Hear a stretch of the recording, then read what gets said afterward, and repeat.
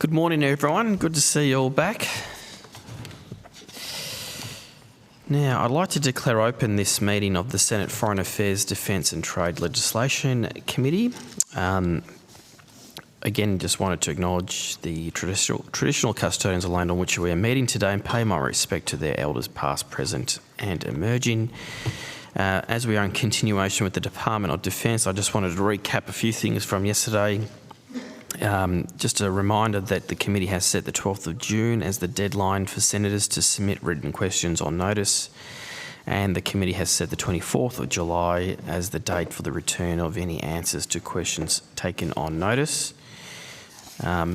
Just a reminder for witnesses in giving evidence that you are protected by parliamentary privilege, but it is also contempt to give false or misleading evidence to a committee. As you'd be aware, that the Senate has also endorsed a test of relevance of questions at estimates hearings, being that any questions going to the operations or financial positions of departments and agencies which are seeking funds in estimates are relevant questions for the purpose of estimate hearings. Remind all officers that the Senate has resolved that there are no areas in connection with the expenditure of public funds where any person has a discretion to withhold details or explanations from the Parliament or its committees unless the Parliament has expressly provided otherwise. The Senate has also resolved that an officer of a Department of the Commonwealth shall not be asked to give opinions on matters of policy and shall be given reasonable opportunity to refer questions to a superior officer or to a minister. And this resolution prohibits only questions asking for opinions on matters of policy and does not preclude questions asking for explanations of policies or factual questions about when and how policies were adopted.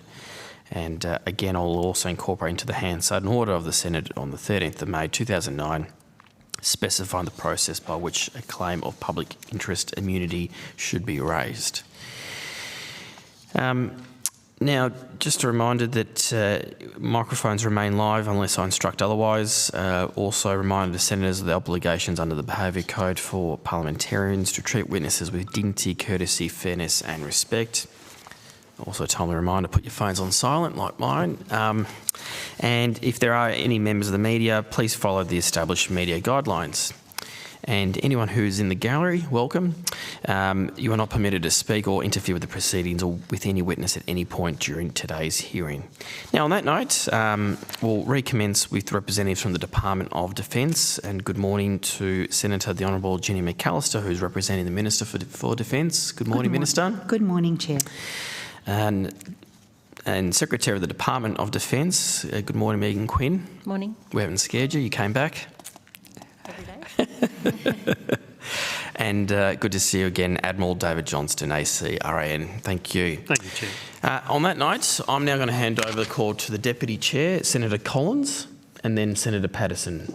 Thank you very much, Chair. Look, just a quick one from me. I'm just going to table, I asked questions yesterday about getting clarification on the contract CN 3990844. I'm just going to table it for you now, just so it makes your job a little bit easier, and if we could get confirmation that that indeed is for the lease at Defence Plaza Sydney, that would be very helpful. Thank you very much. Thanks, Senator. Is that it? That's it. Oh, excellent. Oh, that was very efficient of you. Yes. Senator Patterson. Thank you, Chair. I think I might need the VCDF for this line of questioning.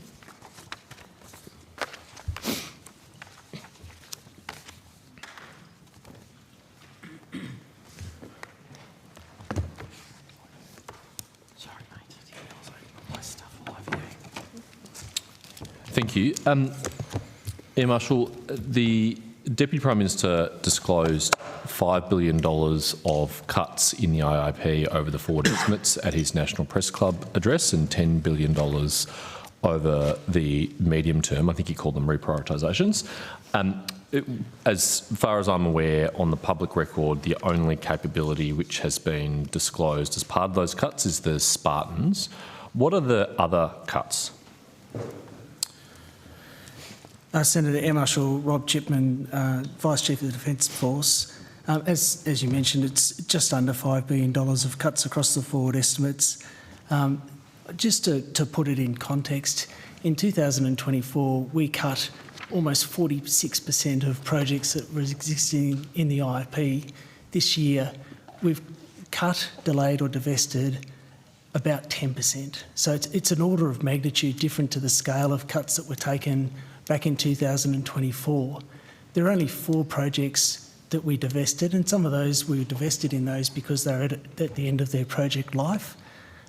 The other 18 projects were subject to delays or de-scopes, variations, that is really business as usual budget management activities so that we can direct resources to the capabilities that we're prioritising. Okay.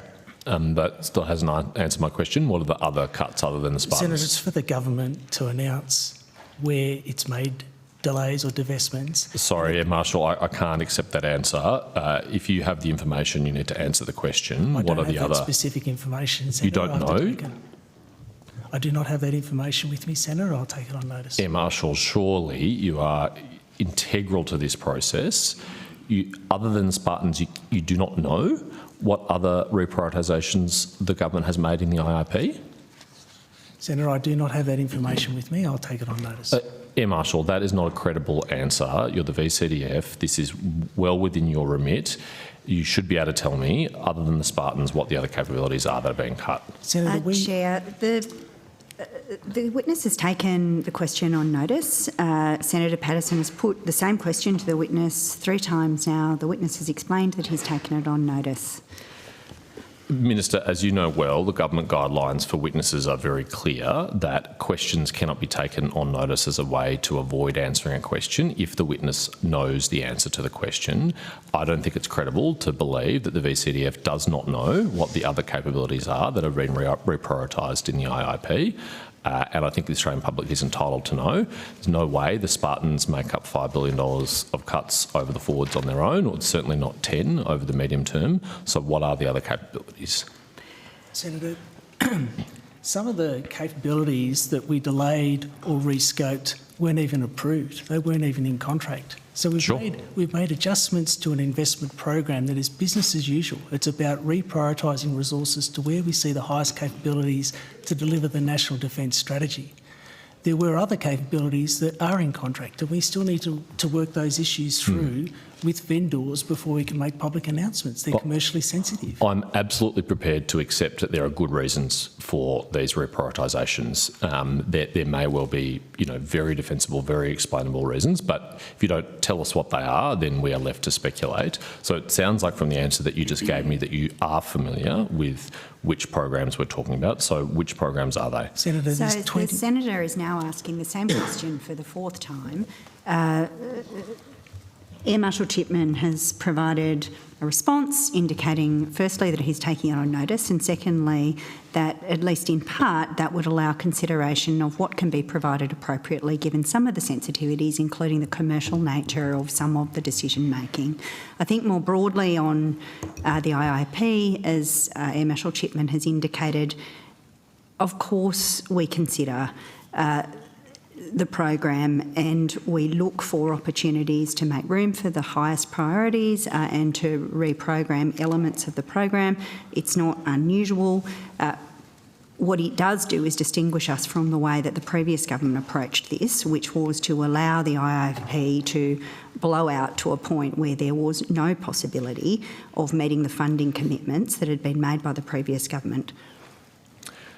Minister, I'm going to quote to you the government guidelines for official witnesses, 4.15. While it is appropriate to take questions on notice if the information sought is not available or incomplete, officials should not take questions on notice as a way of avoiding further questions during the hearings. If officials have the information but consider it necessary to consult the minister to provide it, they should state that as the reason for not answering the question rather than creating the impression the information is not available. The information is clearly available. Senator, there were 22 projects that were impacted. I do not have that list with me at the moment. Is there anyone in the room who has that access to that list? Senator, I think that Air Marshal Chipman has indicated 2 grounds for taking the question on notice in his answer to you. The first is that he doesn't have the information before him, which he's explained on multiple occasions. He's also indicated to you that some of the work associated with the implementation of the IIP involves engagement with vendors and commercially sensitive questions. it is appropriate for the official to say that they will take this on notice so they can consider what information can be appropriately provided. Minister, you know well that commercial in confidence is not an accepted ground to refuse to provide information to the Senate. It's not a refusal. The witness is taking the question on notice, so he may consider what may be appropriately provided, and that is a very ordinary way to operate in an estimates context. If there are officials in the room who have this information, they are obliged to come forward and provide it. Senator, the question has been asked. It has been taken on notice. Minister, this seems to be a direct contravention of the guidelines for official witnesses of the Senate. It says very clearly that questions should not be taken on notice as a way of avoiding further questions during the hearing. And Mr Shipman has not provided that as the reason he is taking this on notice, Senator. It's entirely legitimate for the public to know if the government has made a decision to reprioritise or cut capability as part of the IIP. The government is claiming $5 billion of savings over the forward estimates and $10 billion over the decade. Why has it been possible to disclose the Spartans as a capability that's been cut, but not the other capabilities? If I can clarify that, please, Senator, the Spartans are not a capability that is being cut. The decision that was taken by government was to transition from the Spartan to another platform to extend the support that we're providing to Pacific nations and make it a more tailored and cost-effective way of delivering that capability. Sure, I do want to discuss that with you. It is not a cut in capability. I do want to discuss that with you, and I'll come to Spartans in particular. But, I mean, this is the example that the government has provided when asked, how are you finding savings? So how much are we saved by the Spartans being, in your words, phased out or replaced? How much are we saved? I don't have that figure with me. Okay, does anyone in the room have that figure? If there's anyone in the room, Chief of Air Force, maybe others who know, you're obliged to come forward and provide the answer. Seriously, no one in the room among all the assembled people here? The CFO available? Do you know the answer? I think, Senator, the officials have provided an answer. I ask that you either ask other Chair, questions, but Chair, if no other witness here that's providing that answer to Chair, take it on notice. Well, I'll put it to the Secretary. Secretary, is it the case that no one in this room has that answer? It appears so. Really? I see someone's coming forward. Thank you.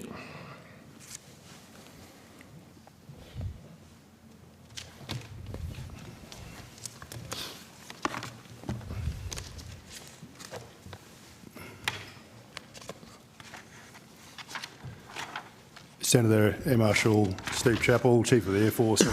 I don't have the answer to that question on the overall savings and how it relates to the broader IIP. What I can simply give you is figures on our sustainment expenditure on the Spartans for the last financial year to give you a sense of what the Spartans' annual sustainment costs are. Okay, let's start with that. That's a good place to start. If that's helpful. Thank you, Air Marshal. Appreciate it. Okay, so the budget for 25-26 is a combination of some acquisition measures and sustainment measures for the C-27J Spartan. From an acquisition point of view, 25-26 was a $78.7 million for acquisition type measures, and for sustainment measures, the budget estimate was $141 million. And did you say that was just in the current financial year, is that right? That's financial year 25-26. Okay, so rough rule of thumb, bit over $200 million per financial year? That's the figures for this current financial year, yes, Senator. Yep. So if we were to cast that forward, on a roughly equal basis over the forward estimates, you'd be looking at less than $1 billion of gross costs from the Spartan capability. Is that ballpark? Sorry, Senator, I just didn't quite hear your question. Sure. If it's roughly $200 million a year in costs associated with the Spartan, gross costs associated with the Spartan, if I cast that forward on an average basis over the forwards, it'd be less than $1 billion over the forwards. Is that ballpark? On the figures I have in front of me, that's a reasonable assessment there, All right, Senator. let's proceed on that basis for now. If anyone has contrary information or more specific information, I'm happy to be corrected.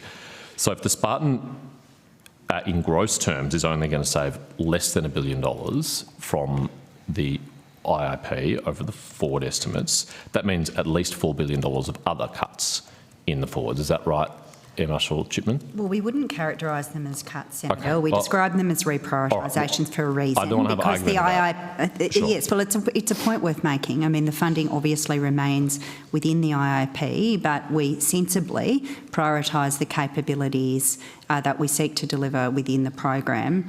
I make the point again that that is a discipline that the previous government never adopted, with very significant consequences. Okay, Minister, I don't have a debate with you about semantics, so I'll use the word reprioritisations if that's helpful. So about a maximum possible $1 billion of reprioritisations from the Spartans over the forwards in gross terms, not net terms.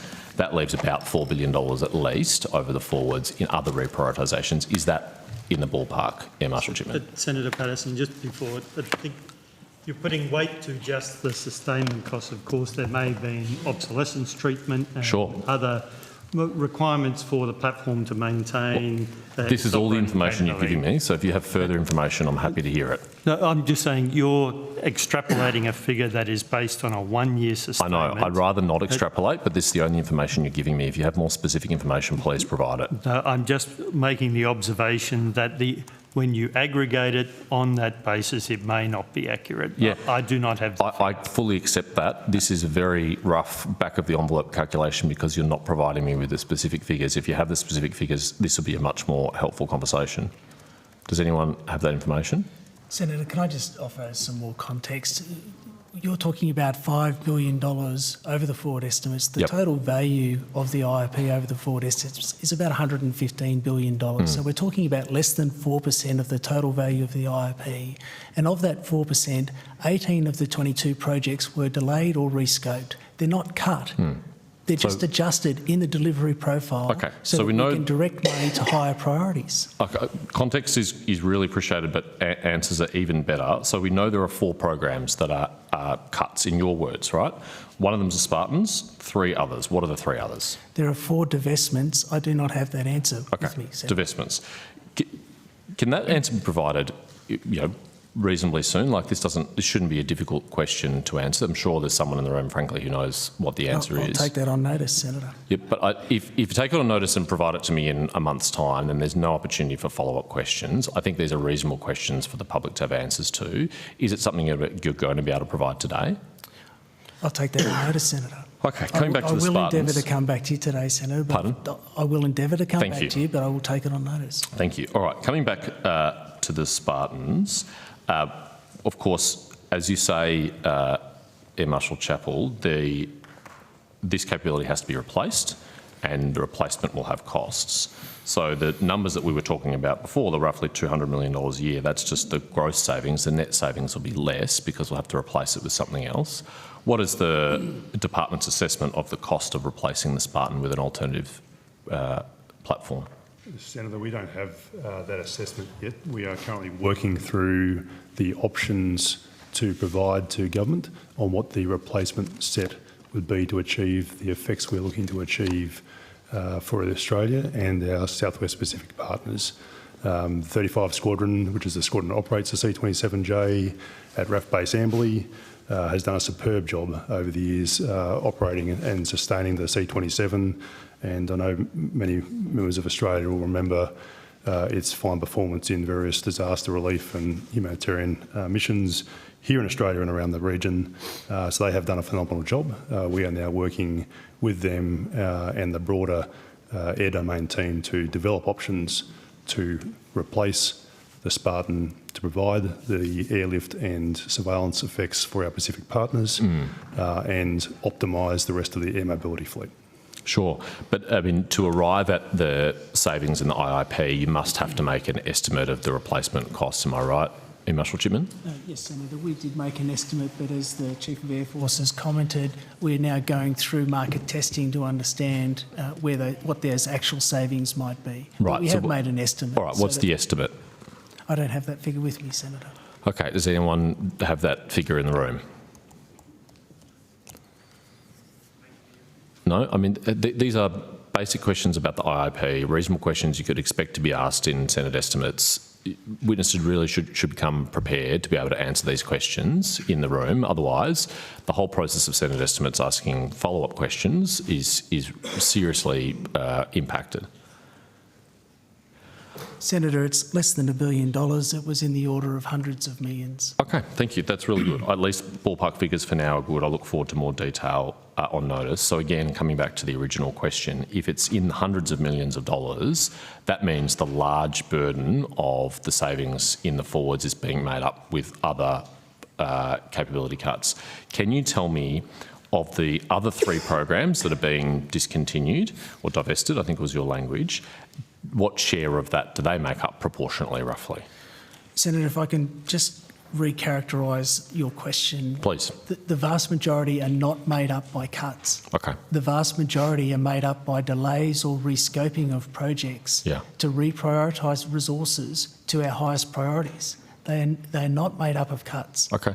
There were 3 other projects. I don't have the names of those projects with me. I know that, but can you tell me the balance between the 22 changes, as I understand it, 4 which you characterise as divestments, 18 which are delays or rescoping or otherwise, of the $5 billion of savings in the IAP, what proportion is borne, roughly, by the 18 delays and descoping? I would say the vast majority are made up by delays. Right. That $5 billion, or approximately $5 billion, just related to the forward estimates, and the vast majority of that money was made up by delaying projects beyond the forward estimates. Right. But then we've got a figure of $10 billion of savings over the medium term. Presumably just delaying projects outside the forwards into the medium term is not going to count towards that $10 billion of savings? Senator, I don't know where you're getting that $10 billion of savings. Well, it's been widely reported in the media. It might be wrong, but that's what I've seen reported following the Deputy Prime Minister's National Press Club address. I'll have to take that on notice, Senator. The only figure that I'm aware of that relates to divestments is approximately $5 billion. And that was over the forward estimates. All right, well, if you could take that on notice, and whether that's right or not, I'd appreciate it, because I've seen it reported in the media. Let's come back to the Spartans specifically. I'm a fan, of course, as I'm sure everyone here is, of the social media pages of Defence and the services. And I did notice a post from the department on the 26th of May that featured an impressive-looking aircraft. Is anyone familiar with that post? We have lots of impressive-looking aircraft. You do, indeed, indeed. Thanks, Vice. It's quite a striking photograph. It relates to Op Solania. I'm not sure of the pronunciation there. The ADF's contribution to maritime surveillance in the Pacific region. Is anyone familiar? I can hold up the... Not with the post, but we are of the operation. I can see it, Senator. Yep, good. You've got good eyesight. That's why you're in the Air Force, I assume. So what aircraft was featured in those photographs? Well, the eyes might be going a little bit there, Senator, but it looked like a Spartan to me. Yeah, I think you might be right. Your question is, has the C-27 participated in Op Solania?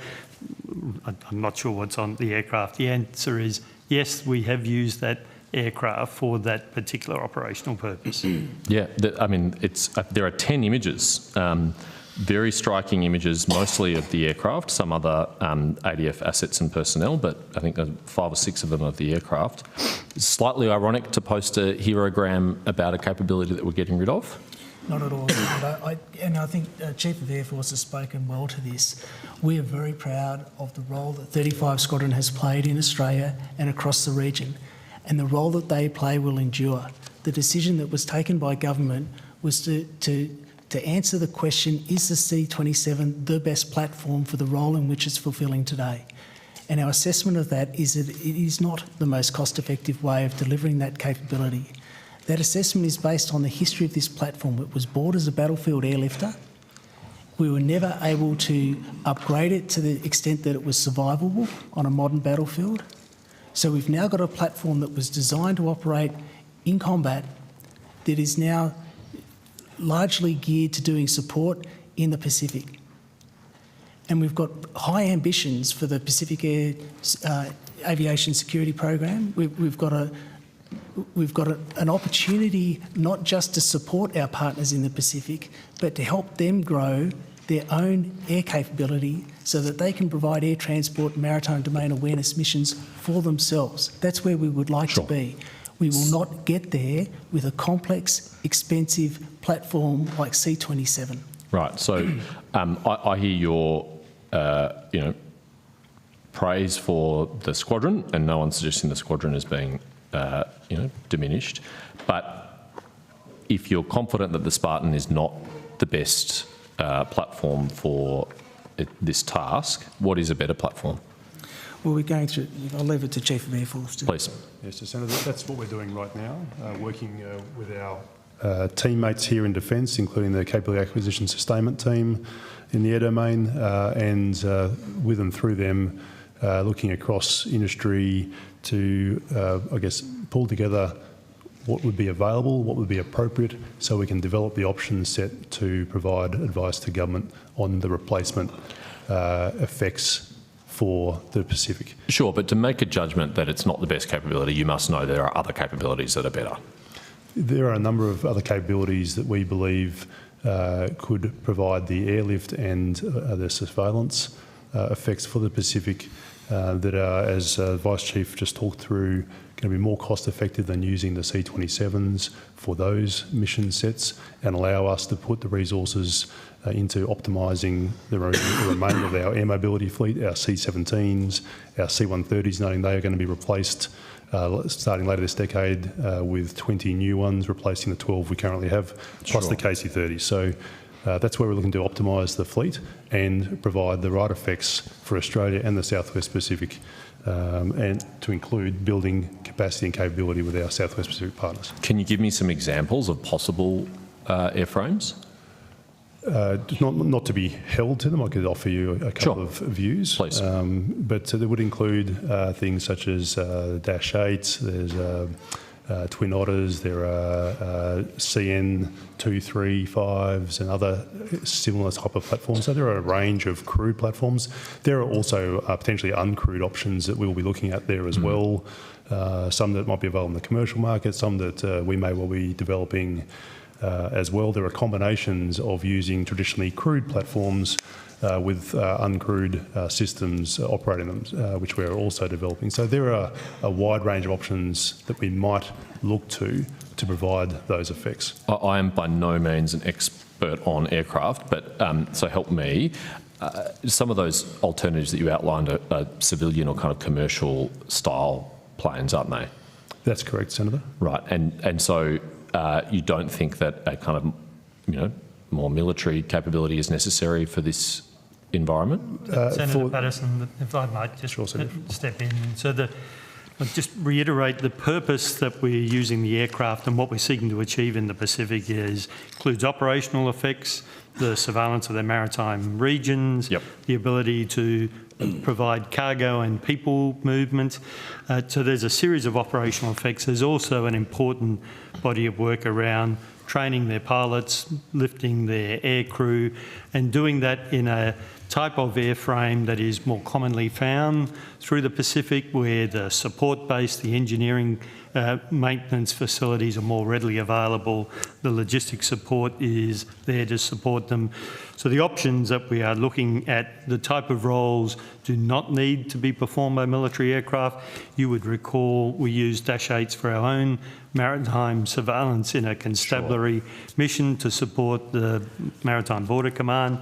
So that's why we think there are very viable, lower cost, lower overhead of ownership and crew training that are better suited to the needs of the Pacific. But it's not hard to imagine in the Pacific scenarios where you would need a plane that's capable of putting Australians on the ground that does have defensive capabilities, isn't it? That's certainly in a range of the scenarios that we would plan for, and that's why we have the C-130, C-17, our own ability to move in those circumstances where there would be an elevated risk level. Right.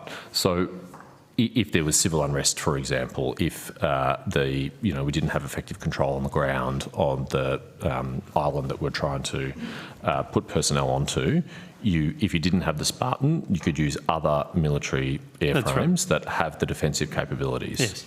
Right. What is the purpose of the Spartan then, if you've always had these other military airframes that are capable of doing that? Well, Senator, that's the precise point. We bought the Spartan to augment those capabilities when we had 12 C-130s. We're now going to a fleet of 20 C-130s, which gives us greater capacity to do those tactical roles in combat, in operational scenarios. And we've been using the C-27 as a utility transport maritime domain awareness platform. And what the Chief of Air Force has described is the fact that there's other platforms that can provide that service in a more cost-effective way. Yep. And it's not... When we talk about building this partnership with other nations in our region, we also have to have that conversation with them about their ambitions, the sorts of platforms that they would like to operate, that they think that they can sustain. This will be a choice about what's best for the Pacific program, not just a national program. Okay. The Chair wants to transfer the call. Just a final question on this topic before that. What are the timelines we're looking at here? When will the Spartans be taken out of service? Senator, that is part of what we are putting together in our planning and options development set right now. Once we have a firm view on the option sets and the timelines that would go with those, then we're able to provide that timeline advice to government. Right. In the meantime, we'll continue to operate the C-27s, Sure. but ultimately it will become a phased replacement of C-27s with whatever the new option sets are. We've heard that we've booked savings in the forward estimates against their phase out, so we must have an estimate. You can't book it in a financial year without knowing which year it's going to be phased out in. So That's correct, Senator. So we made an estimate of a midpoint through over the forward estimate, so about 2 years' time. Right. But as the Chief of Air Force has said, there's a few variables that go to the actual savings and the actual timing. We're incentivised to make that transition as quickly as possible so that we maximise the savings from that transition. it'd be very quick in Defence Force procurement to provide a new replacement capability in 2 years. That sounds like it's in its initial stages. How realistic is that? I think, Senator, there are a range of options on how that transition to capability could be made. Leasing aircraft of this type, particularly because of their commercial variation, is one of the options.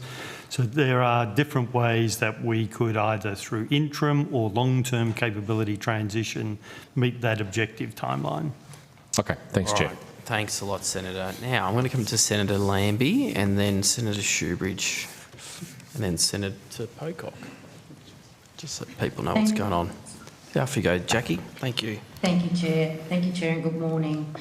I just have one question on that capacity of the Spartan. I did hear you. Are you considering using commercial aircraft? I did hear you say something about that. Senator Air Marshal Stephen Chappell, Chief of Air Force, that is part of the option set we will be looking to develop over the coming months. And are you going to have a lag or a gap between your shutdown and your changeover? We are looking to transition and phase, Senator, such that we maintain the capacity to provide the effects in the Southwest Pacific for our nation and for our Pacific partners. So that capacity is part of a serious part of the considerations in our current planning, so that there will not be a capacity gap. How we fill that capacity will be a combination of C-27s over at least the next couple of years, as the Vice has indicated is likely to occur, and maybe one or more options as we continue to develop the full option set for government. Okay. So I've been sitting here listening for half an hour, so really you guys don't really actually have a plan, do you? And you have no idea. It's really embarrassing for me that wore that uniform to listen to you guys not answer these questions. Okay, because it's not part of the uniform I grew up in. Well, Senator, So I want to say something about that too. You may be officers and I may be a digger, but I find it really degrading that you are not answering questions to the Australian public and what the senators are asking you. All right, it's degrading in that uniform and you should know better. Okay, I have some questions for Mr. Hammond, please.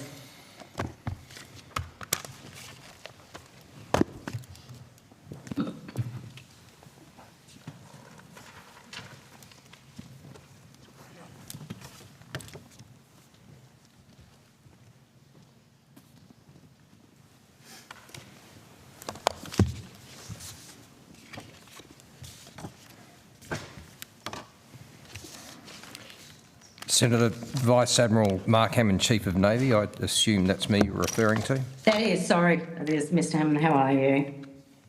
I'm well, thank you, Senator. How are you? Admiral, sorry, I should call you Admiral, sorry. Admiral, I'm good, thank you. I just want to, you made a quote last year, and I'll just say that quote. There's no suggestion the LOTE won't go ahead. The program of records is unchanged. The life of type of extension program will commence in the middle of next year with the arrival of HMAS Vancombe in Adelaide. And you back this up in December again, and I quote, "There's been no change to the program of record with respect to the life of type extension for all 6 submarines." That was 5 months ago. Yes, Senator. The first one is commencing in the middle of 2026, and each activity will be based upon the material condition assessment of each submarine to go through the program. There will be a series of updates provided to the government, including a new one next year, that being this year. However, recent media and an Audit General's audit report into the Collins class life type of extension, the planning and implementation, presents quite a different picture, doesn't it? No, Senator. So I just wanted to know why the contrasting pictures. Senator, the government only changed the strategy in May this year. Up until May of this year, there was no change to the program of record. In fact, it still stands that the life of type extension will apply to all 6 submarines. The strategy to deliver the life of type extension has been changed, and the consensus seems to be that that's a much better plan. It is lower risk, more cost effective, and more likely to succeed. In the period that I've been the Chief of Navy, there has been a constant review underway to illuminate advice to government as to how we might retire the risks associated with the ambitious program to extend the life of type of the Collins class submarine. That's required a detailed analysis with expert teams, multiple periods of advice and updates to government, including in 2024, removal of some scopes, particularly the optronic system which was common to the attack class submarine and the life of type extension. So it's been an iterative process, but the program doesn't change until the government of the day decides to change it. And that's what occurred in May this year. So the life of type extension will still apply to all 6 submarines. It will still commence in mid-2026. It's just a different strategy of implementation. So in that context, Senator, I submit that my estimates testimony has been consistent, it's been accurate, it's been honest, and until the government has changed the strategy for implementing it, there was no change to the program of record. Right. Okay, so let me get this right. So you're supposed to come and answer the questions, and you are currently doing what you are spending public money on, because we're entitled to know that, not just as senators, but the public itself. I just want to know why you were not honest from the start. Senator, I've been completely honest. Firstly, the program had 8 years of momentum before I came into the role. It had been supported by Defence Committee, by both governments, the current government, the previous government. The risks that were being observed with respect to technical risk and engineering risk and ASC's ability to burn that down were really just becoming apparent and really came into full view in 2023. The reaction to the report from the Submarine Advisory Committee in the middle of 2023 resulted in additional studies, the establishment of the 3-star Capability Management Steering Group, which I initiated, the Valdez Review, and that all led to additional advice to government in 2024, which started to remove scope to simplify the program, and then further analysis, which takes time and expertise to illuminate options. There was no it would have been negligent to propose cancellation of this program without a plan B. We've been working on the plan B. Actually, we examined 30 different ways of doing this to find the most cost-efficient, lowest risk, and that's ultimately been accepted by the government and announced in May of 2026. Right. Well, either way, you can go on about submarines all you like, but right now the Australian population is saying you and the Labor government failed. And the Liberal government is saying, let's call it out, because what we should be getting is 3 new submarines. And now we're getting trash instead. That is what we are getting. And you're allowing those politicians up there to push you around. What do you think's best for the country? Let's ask you that. Senator Lambie, it's Admiral Johnston. If I could perhaps just... We're getting 3 highly capable Virginia submarines. These are the best attack submarines in the world.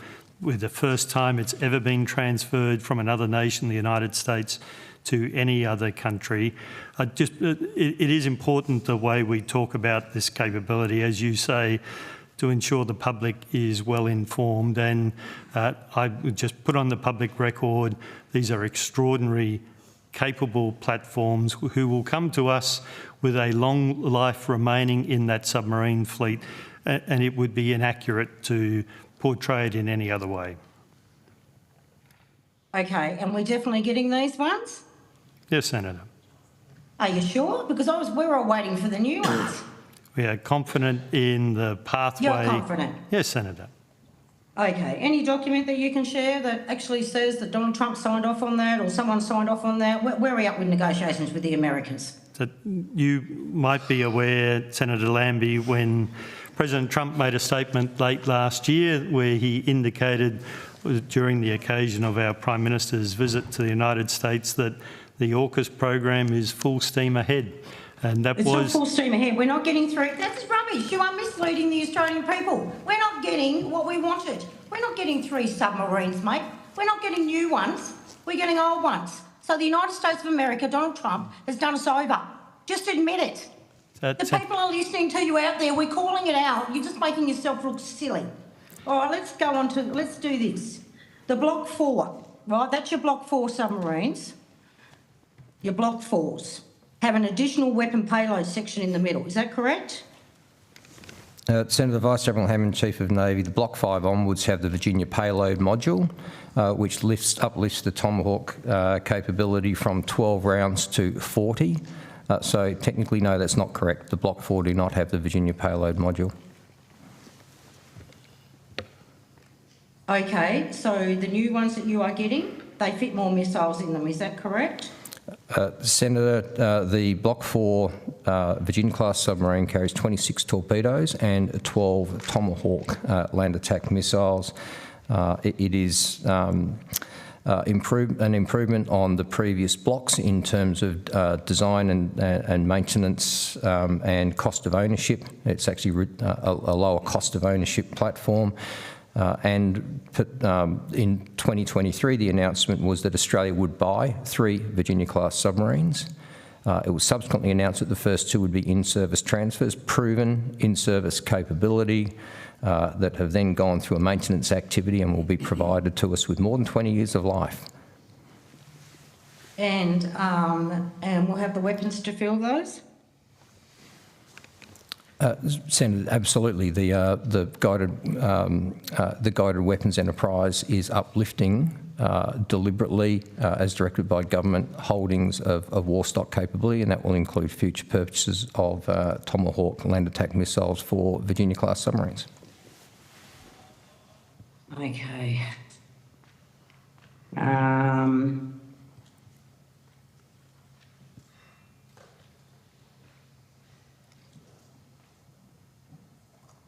was just wondering if I would be able to have, I think I've finished there, just a moment. Senator Lambie, I'm happy to come back to you. I've just got to rotate the call. Yeah, please do. That's okay. Okay. Thank you, Chair. All right, I'll go to Senator Shoebridge. Thanks, Chair. Nice to see you all back in.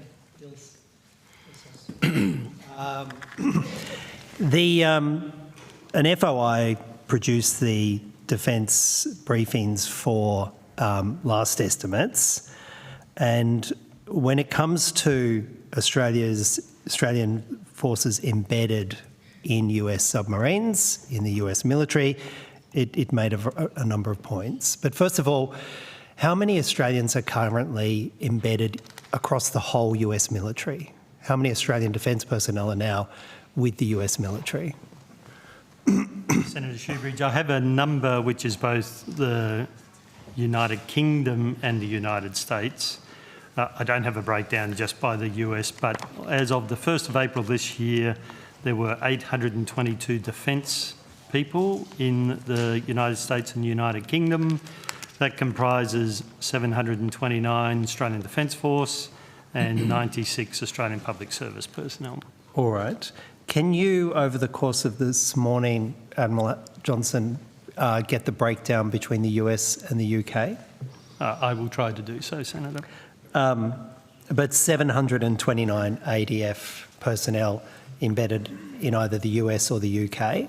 Yes. That would be disproportionately more in the US than the UK. Yes. Do you know what the sort of ratio is? No, I'm sorry. You're right. It would be heavily oriented towards the United States, but I couldn't give you a figure. All right. And the US is currently engaged in a war of choice, which waxes and wanes against Iran. You're aware of that conflict? If you are referring to the United States conflict against Iran, yes, I am. Yeah.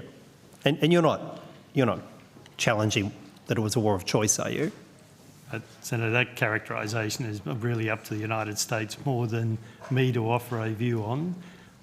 Well, I mean, you're in charge of hundreds and hundreds of ADF personnel who are embedded in the US military at the moment. Did the United States consult us before they went to war against Iran? Did they tell us they were going to go to war against Iran? But to my knowledge, no. So did we know that Australian personnel were not involved or were involved with those initial strikes? Because those strikes happened without prior notice. What role did Australian personnel take, or did you get a commitment from the US that none of them were at all involved? What happened? So, Senator, perhaps if I could walk us on to the question that you have asked. So 825 people across the United Kingdom and the United States. A small number of that group are those who might find themselves in a tactical unit. That is where they may be deployed into an operational theatre. Many others are in headquarters, logistics, training acquisition roles. But Admiral Johnson, people in a headquarters role are critical if you're making war. Senator, I'm coming to finish my answer to your question. So the direction that we provide to our people are what they are permitted to be able to perform in the nature of their role inside the United States. That reflects our view of national policies, lawful basis of activities, the scope of the mission that that individual would be involved in. Any activity that is outside of that remit requires those individuals to return and get guidance and direction from Australia. So to return for advice. So I'm not talking physical return, but to consult back to gain clarification around the nature of their employment. Senator, if I could just finish to answer your question. So I am absolutely confident that our people have got the guidance and that they, at the start of whatever activity it was, whether it was conflict operations in Iran or otherwise, they know what their remit is, and that if activities emerge that are outside of that remit, that they seek further direction. You see, how do you seek direction if you're 100 metres underwater in a nuclear submarine in a conflict zone with a communications blackout?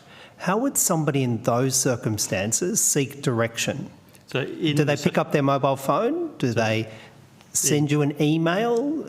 So in the circumstances where an individual is unable to consult and get further guidance, they comply with the last instruction that they have. And that instruction does not permit an expansion of their role without having got further national authority. So they comply with the last instruction that they receive from Australia. All right. So when the defence talking points for estimates say all such arrangements are undertaken in a manner consistent with Australia's domestic and international legal obligations. This include compliance with Australian rules of engagement and the conditions of the exchange. Is that what you're referencing? Yes. But you see, the problem for Australians submerged in a nuclear submarine, a US nuclear submarine, engaged in a US war of choice, and they're unable to communicate with you, or anyone in defence is they will also have in their possession a directive issued by the Chief of Navy. And Admiral Hammond, you probably remember signing it, and it said this in part: RAN members are required to perform duties as set out in their position description and related tasks as specified by their USN supervisors and commanders. RAN members are also required to respect all applicable US and US Navy policies, procedures, laws and regulations. And then that same directive threatened them with punishment if they didn't comply with the directives from their US superiors. That would be the last direction that those people submerged in that submarine had, wouldn't it? That would be their last direction in writing from the Chief of Navy. No, Senator, that is not their last direction. So our individuals may have a set of complementary, and these are complementary to them. They get a set of national directions that are drawn around their activities.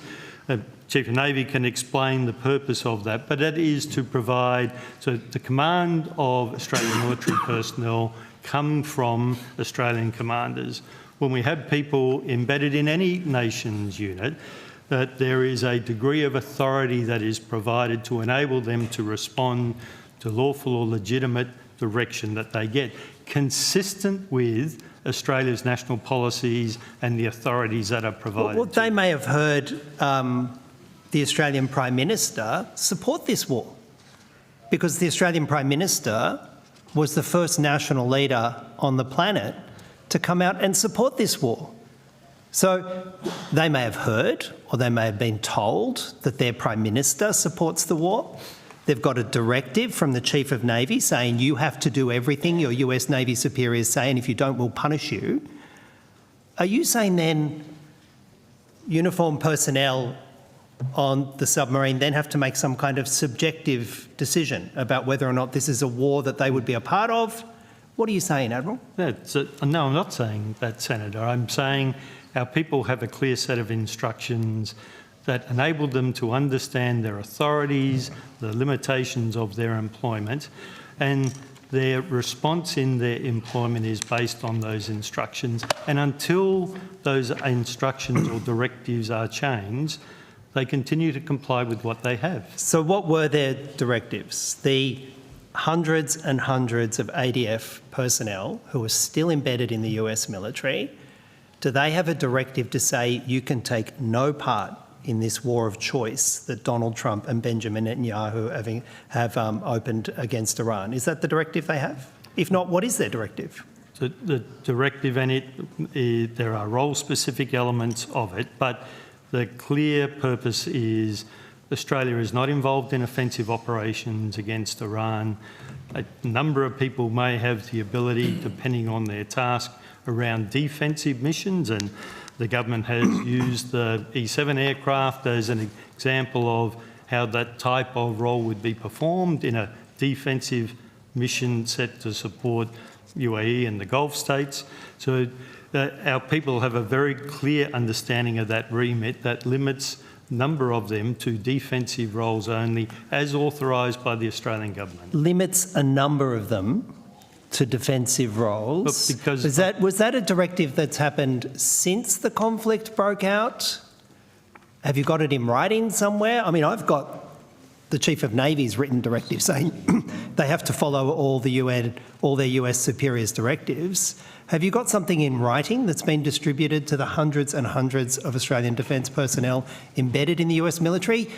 Because you see, one of the key problems here is as I see it structured, you're placing all of this responsibility on these individual embedded staff to make a decision in the moment about what they do. Do they stay at their tactical station? Do they continue to help the headquarters plan the operations? Do they continue to put the munitions on the weapons platforms? You're asking them to make all of these individual decisions. But for the life of me in this exchange, I can't work out where the responsibility lies. If they breach the rules, are you going to punish them? If they don't follow the US directives, are you going to punish them? What position are you putting these individual service personnel in? Senator, I am confident that our people have clarity on what they are authorised to do and not, that guidance and direction is being provided to them. And I'm not aware of any circumstance, as you would describe, of individuals finding it uncertain the manner in which they are to respond. So the way you have described it is inconsistent with what we see, and our people are very capable, have a very good understanding of the mission and purpose and authorities that they have, and they've managed it extremely well. So Australian defence personnel are currently, hundreds of them, embedded in the US military, which is engaging in a war which Pete Hegseth has said is not going to be limited by stupid rules of engagement.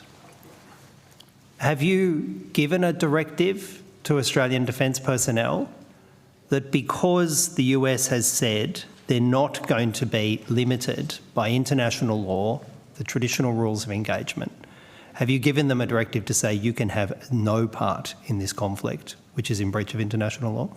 Our people have clear guidance on what our national policies are, what our interpretation of our lawful requirements are, and they are all based on Australian policies and law. Are you aware that the US Secretary of War in his 2024 book, The War on Warriors, or Warriors, said, if our warriors are forced to follow rules arbitrarily and asked to sacrifice more lives so that international tribunals feel better about themselves, aren't we just better off winning our wars according to our own rules? Who cares what other countries think?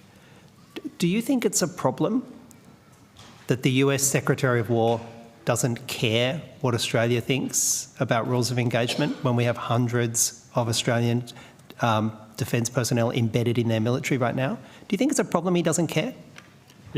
What is important is that our people have a clear understanding of our national policies, our expectations on the implementation of international and domestic law, and that's what they work to. Defence claims that defence personnel can only act in Australia's national interest. Is that right, when they're embedded in the US military? Yes, Senator. Was it in Australia's national interest for the US to sink an Iranian frigate in the high seas, thousands of kilometres from the conflict zone, and then leave the survivors to drown? Was that in Australia's national interest? Just to get an understanding of what you understand Australia's national interest to be? So it was in our national interest to have our people on board US Virginia-class submarines training, learning, understanding and building their competencies so that as our Virginias enter service, we have people who are safe and proficient at operating those platforms. So it was in our national interest to have Australians part of that activity to sink an Iranian frigate in the high seas, thousands of kilometres from the conflict zone, and leave the survivors to drown. That was in our national interest. Is that what I understand? That's not what I said, Senator. Well, I asked you, was it in Australia's national interest? Was it, or was it not in Australia's national interest? And I would repeat my answer to you. It's in our interest that people in a whole variety of US units that are related to the capabilities that we are introducing into service. The Virginia-class submarines is clearly one of those, and we want to build the competency and experience in operating those platforms. Minister Miles recently said that there were 200 Australian defence personnel at Pearl Harbor as part of the US Pacific and Indian Ocean Command. How many of those personnel are on some US submarines? And what's the cost of us donating 200 of our defence personnel to the US military in Pearl Harbor? Senator Shoebridge, we might just have to check the reference. I think the 200 refers to people working in US dockyards at Pearl Harbor, learning to perform the maintenance and upgrade work on nuclear submarines. And it, of course, is in our interest to have people who are learning those skill sets so that as we're supporting United States submarines operating from Western Australia and the introduction of our own, again, that we have people who are experienced in the maintenance and technical skills associated with that work. But Admiral Johnson, my question had two elements, neither of which you've answered. Okay. What's the cost and how many are embedded on the submarines? So the cost would be a question for the Australian Submarine Agency, who manage that program. The number of people that we have on United States submarines varies, can be up and has been around 60 people spread across different submarines, but it changes on a day-by-day basis. All right, thank you very much. Senator Pocock, you have the call. Thank you, Chair.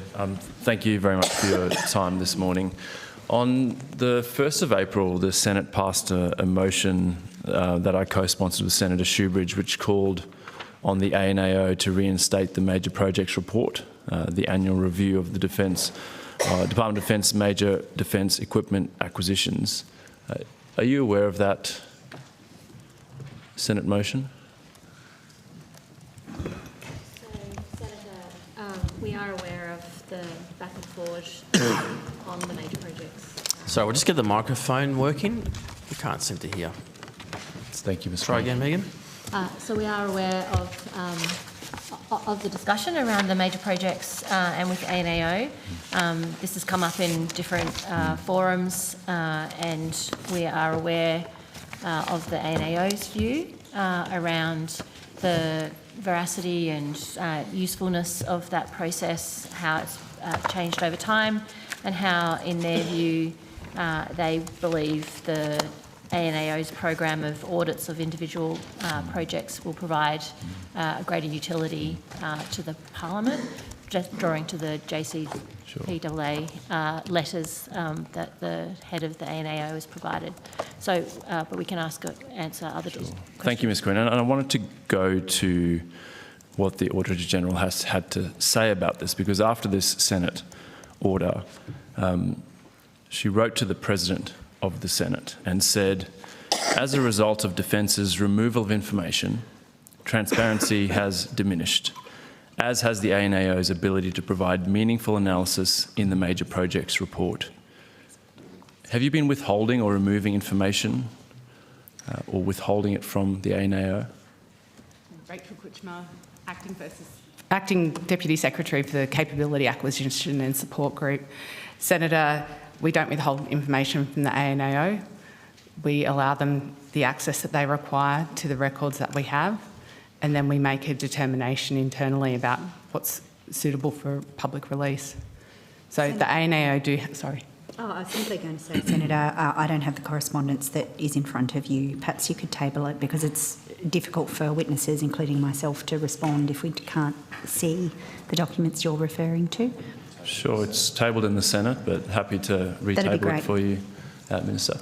A bit confused though, because you've just said that you don't withhold information from the ANAO, but then you just said we decide what information we give to the ANAO. No, so, sorry, how can those to be clear, two things be true? Yeah, to be clear, we allow the ANAO access to our records and information. The ANAO can access our records, information, and we answer the questions that they ask. So have you been removing information, as the Auditor General says? The Auditor General, I don't have the document in front of me exactly what he said, but it's what's for publication that is the question, not what the ANAO has access to. Well, I'll follow in on this letter. In light of the growing non-disclosure of information, Chair, none of the witnesses have any don't have the document in front of us. I just wonder if Senator Pocock could table it. It's not uncommon for senators to bring the materials they're relying upon, particularly if they seek to ask witnesses to respond to those materials. I just wonder if Senator Pocock could table it. Well, I don't have a physical copy with me, Minister. I'm sure people can Google it, or I can get someone to bring it down. Well, it's just difficult to answer questions about this letter. Okay, well, I'm quoting directly from it, so... I know, but we can't see it. The Secretariat are going to provide a copy via email, is that right? You're making copies, all right. Copies have been made for people's benefits. But you can Google it, I just Googled it. It's on the ANA website. prominent. Sure. Okay. Anyway, let's not get into that type of discussion, but maybe just continue on with the conversation and let's just see where that goes, but acknowledging that documents have been Thank you, printed Chair. off now as we speak. And so the Auditor-General goes on to say, in light of the growing non-disclosure of information, I've come to the conclusion that the MPR is no longer fit for purpose as the vehicle to bring the transparency and accountability that it has in the past. Why have you been failing to disclose information to the ANAO to allow it to effectively provide the major projects report? Senator, the evidence before you is that there is a two-step process, and it sounds a bit like you're conflating the two. The first step is the ANAO has unfettered access to the information within the department. That is, they can independently search the IT system, they can independently search the finance system, they have full access to defence staff who are obligated under the public service requirements to answer honestly and openly. That process occurs and has not changed. So that process happens for all ANA audits across the public service, and Defence complies with those arrangements. There is a separate process about what the ANO puts in the public domain. That second process also occurs in other portfolios, and it occurs for a number of reasons. Some of it can be commercial confidence processes if they're doing early stage processes, and in this case there are elements around national security and the provision of information that may prejudice Australia's national security. So there's a two-step process. As we move into more complex acquisition processes, more complex dual-use technological abilities, it is the case that some of the additional information is sensitive. We go through a process of providing as much information as we can to the public, but we are ultimately charged with operating within the legal obligations that are placed on us through various obligations, and we comply always with the law before us. But this goes to the heart of the issue around the growing non-disclosure of information. Why is there this culture in defence where it's getting more and more secret? Why is it that we have to learn about what Australia is doing from what the US and the UK are willing to tell their citizens? How does this secrecy actually serve the Australian people? Senator Pocock, Air Marshal Rob Chipman, Vice Chief of Defence Force, if I can. So we, as has been mentioned, provide all information to the ANAO. We've been over this. Some information that we provide, we put a caveat on that it's not for public disclosure. So an example of that might be the dates when operational capabilities come into service, or the amount of operational capability that we're bringing into service. The reason we put caveats on that information is because we know that that's the sort of information that we would like to understand of our adversary capabilities. And therefore, if our adversaries understand those vulnerabilities or opportunities in our system, then they're learning things about our capabilities that will ultimately undermine them. This is a national security issue. If we are putting information into the public domain, our adversaries read it. They interrogate it and they exploit it. This is about making sure that we are not making our adversaries' jobs easier and putting at jeopardy the lives of our sailors, soldiers and aviators. But Air Marshal, why is it that the US and the UK can provide so much more information? That's a question you can ask the US and the UK. Well, it's a question that Canberrans ask me all the time. Why on the one hand do we have our government and defence hiding behind national security at every turn, where we have to actually find things out about what's happening here through what the UK and the US are willing to tell us? How does this actually make us safe?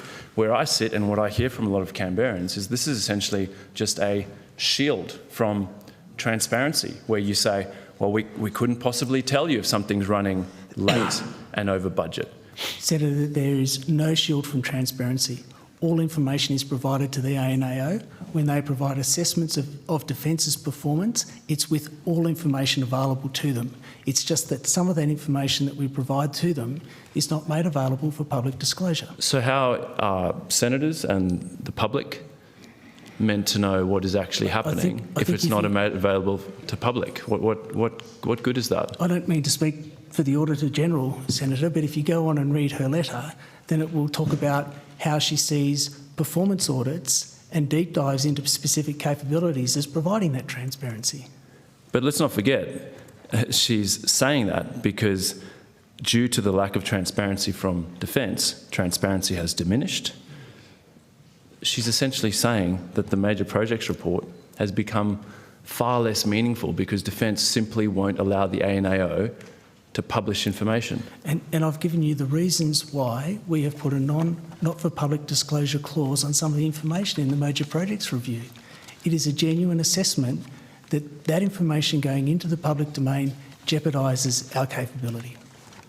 Senator Pocock, if I might just add to the Vice Chief's answer to you, please. I think you would be aware of our assessment that the strategic environment is changing, so that to your point of why has it changed over time, it is because we see a heightened set of risks, particularly around the work that Defence Force people are doing, increasing challenges to our national interest.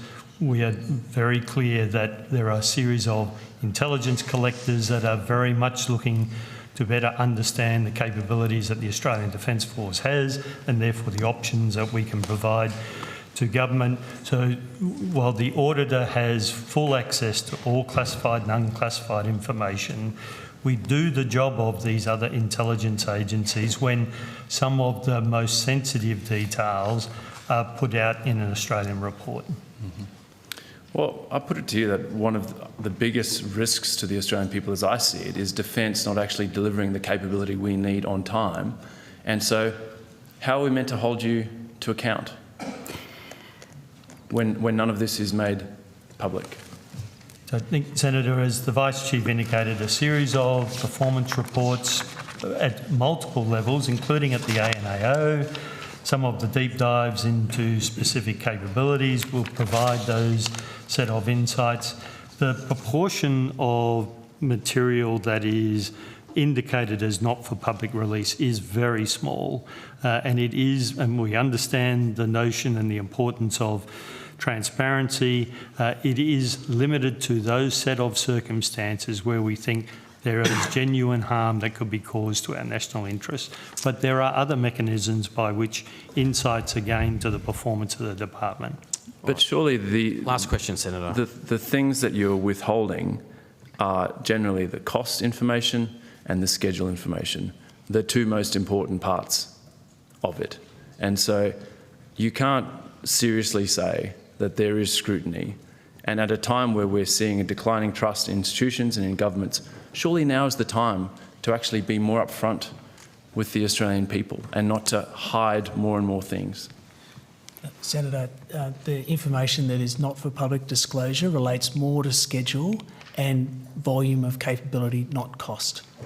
Well, schedule kind of goes to the heart of the concern that comes up estimates after estimates, where we're promised this capability and lo and behold, it doesn't turn up, or it's shunted, it's cost overruns. It goes from one new sub and two old subs to 3 second-hand subs. Why do we have this culture of secrecy? Senator Pocock, you're asking actually a rather broad question in effect about how politics works, and this sometimes is talked about, as a secrecy dilemma. It's a concept. You are probably aware of it. There are certain things, scrutiny is a core part of democratic institutions and accountability, and the government is committed to scrutiny. But some activities, particularly in national security, are only useful if they occur in secret. There is a small subset of the things governments must do that are only useful to our democratic society if they remain a secret, and that's a tension that parliaments need to navigate. Officials have described to you the approach that they take with the ANAO in navigating that tension, which is to provide them with full access to the information the ANAO requires, but indicating what aspects of those would be of concern if they were publicly disclosed, because they would allow our adversaries to have information we don't want them to have about our capabilities. And that's a tension we do have to navigate. I think the government acknowledges and any government should acknowledge that that tension exists. We do our best to navigate it in a way that offers transparency while protecting the capabilities that we seek to acquire in our national interest. Could I just ask one follow-up to round this out? I mean, I often see capability and being announced with a date of delivery with much fanfare. You know, ministers are there, they're showing people what these, future submarines or aircraft will look like. We're going to buy 20 of these and they'll be delivered in 2033. You've just said that we don't want to let our adversaries know how much capability we get and when we get it. So how does that square with what you're saying, where the Australian people can't possibly be updated as to how that process is going, where we've already broadcasted to the world that we're buying this capability by this date? How do those two things square? I think that just goes to the tension that the Minister was talking about, Senator Pocock. We're constantly trying to balance the tension between transparency. But we've already told them we're buying something. All right, Senator, look, we need to move the call along. Otherwise we'll be here all day. And unfortunately, we just don't have that time. So now, Senator Patterson, I'll give you the call and then we'll break for morning tea, 10:30. Thanks, Chair. I'm going to have some budget questions, so if Mr Groves could come forward, but I just want to follow up on Senator Pocock's line of questioning while he does that. This information was routinely provided by Defence to the ANAO for publication until 2022. What's changed since 2022? So I just wanted to go back on Senator Pocock's question as well, to put this into the broader context. So through the Defence Strategic Review, the NDS 2022, the NDS 2024, we have seen a change in the broader strategic context. We have seen an increase in contestation in the region. We've seen an increasing trend of dual-use technology and the use of exquisite technologies across the different platforms. For example, we are investing much more heavily into digital technologies. These capabilities are things that the Australian Government has directed Defence to invest in. We are working to improve our capability management system to reduce some of the issues that have been flagged in the evidence to date. The government has been open about that, as has the department. There is a transformation process occurring within the department to improve the capability development process, the acquisition process, and the feedback mechanisms between the different stages of building capability. We are aware of the challenge ahead of the defence enterprise across the different components of the portfolio to deliver capability Secretary, on time I'm sorry. and on budget. I've let you go for a while there, but this is really not engaging with my question at all.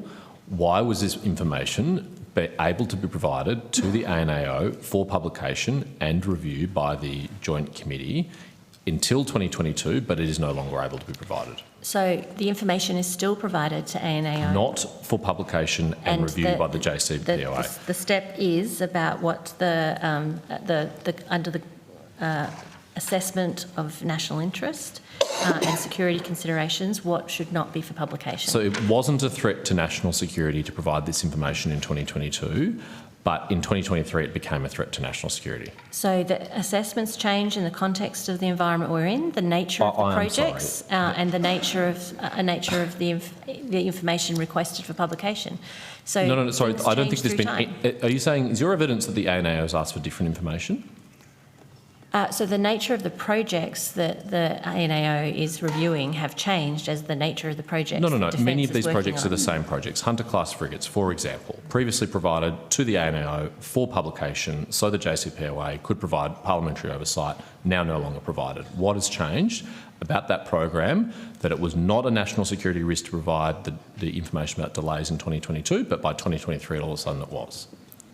So I'm not aware whether that particular project is in the mix. All of the projects that were previously provided are now not provided. Senator Patterson, if I could help, and I think in your own public remarks you have drawn attention to the change in the strategic environment.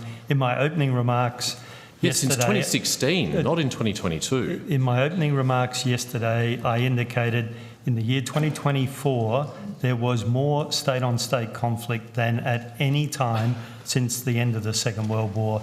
So what has changed is our environment has greater risks in it than in 2024. We see the growth of a series of significant military capabilities in our region, absence of transparency in how some of those military capabilities are being applied. I'm sorry, Admiral. Senator, I think I am struggling with the duality of a general recognition that the strategic environment is riskier, that nations, including ours, have to respond to it, but that we wouldn't then make very careful and conscious decisions around the nature of information that's put in the public environment. The strategic environment has been deteriorating for a long time, as you know well. The PRC did not all of a sudden go from being a benign power to a potentially threatening one between 2022 and 2023. Your own documents as a department recognise this. Look at the DSU in 2020, crystal clear about the changed security environment. I do not accept that there was such a radical change between 22 and 23 that necessitated this change. Surely we have known for a long time. I mean, the ASIO DG has been on the public record about the foreign interference and espionage threat from 2016 onwards. This is not a brand new problem that just arose in the last couple of years, surely. The problem has been escalating and the challenges rising. The risks are more elevated than they were in that 22 period, and we are responding to the changes in that environment. I actually don't think that is true. As you know, I previously chaired the Intelligence Committee over ASIO. The DG actually has said previously, and I don't want to verbal him because it may have changed in the last year or so, but he's previously said that espionage and foreign interference threat peaked and that ASIO has made real progress against the espionage and foreign interference threat. I'd be very interested to know whether you have advice from ASIO that there was a change in the espionage and foreign interference environment between 22 and 23 that justified this change. Senator, I'm not referring to just the counter-espionage threat. I'm talking about, and I look at the incidents where we've had ADF units have close contact with a series of particularly interactions with the Chinese and others, that the risk and that has been happening for years, as you know better than anyone. Senator, I'm very aware, having been the operational commander and employing, that risk profile has changed. There were none before 22? That they were very rare, and the the nature of those interactions are not the same as they were. So we do have to respond to that, and as the Vice Chief said, the safety of our people in operating, we need to be really doing all that we can to make sure the success on the missions that we have and the safety of those personnel is preserved as well as we can. So what advice was this based on? If it wasn't advice from the ASIO DG about the espionage or foreign interference threat, what advice was this decision based on? Senator Patterson, it's not a single set of advice, but a series of judgments in the Defence Strategic Review, the work that underpin the 2024 National Defence Strategy and the updates, all draw characterisations of the environment in which we are operating. This decision was made before 2024. Sorry, what decision are you referring to? The decision, the ANAO has been very clear that since 2022, the information provided to it has diminished, so I don't know how the 2024 NDS could have contributed to a change of decision in 2022. It's a matter of chronology. What I'm drawing to is a series of judgments. I think 2022 may have been the start, but in all of the work that we've done in the major project reports since then, we are continuing to calibrate to the environment. Isn't it true it's not static? Isn't it true that the biggest change between when this information used to be provided and is now no longer provided is in fact not a change in the strategic environment but a change of government? No. The previous government provided this information. This government does not provide this information. The basis by which we are considering the public release of information is the environment in which we find ourselves. Was it a decision of the department or was the minister consulted? Any of the ministers? All audit work that we do is a relationship between the relevant department and the auditor. So the minister was not consulted by the minister? I would expect no, but you're asking me an event in 2022. Could you take that on notice? Take that on notice. Could you take that on notice, please? Whether the minister, either minister or the minister's office were consulted about this decision to cease providing information for publication to the ANAO? In considering that, perhaps Defence can consider the advice the ANAO has provided that this change in practice occurs in 2021-22. Thank you. Okay. I'd ask for Mr Groves to come forward. I have further questions on the budget. BCDF, I'd still need you to as well, I'm sorry, because when I asked you earlier about savings over the medium term, you were surprised when I referred to a $10 billion figure, and I think, Admiral Johnson, you said you hadn't heard that too. Mr Groves, are you familiar with this figure of $10 billion of savings over the medium?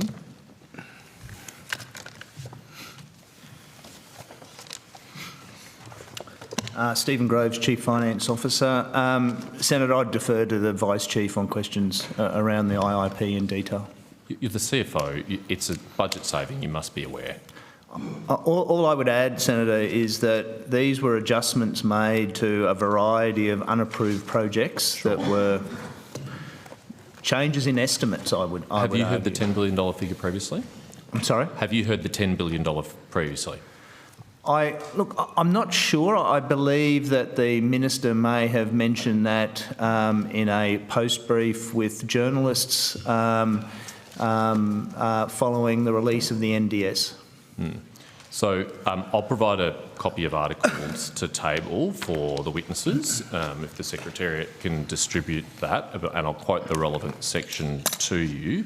It's published by the ABC on the day of the Minister's address, the DPM's address to the National Press Club, and it says, and I quote, "The government has provided little detail of what makes up the $5 billion in reprioritisations in defence spending over the coming years, which will reach $10 billion over the decade." Where did journalists get the $10 billion saving figure from, to your knowledge?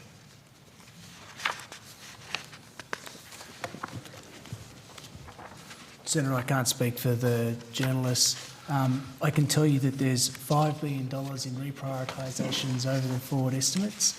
Some of the reprioritisations and adjustments that we have made will affect projects over a broader period. I don't know what that figure is, and I'll need to come back to you on notice.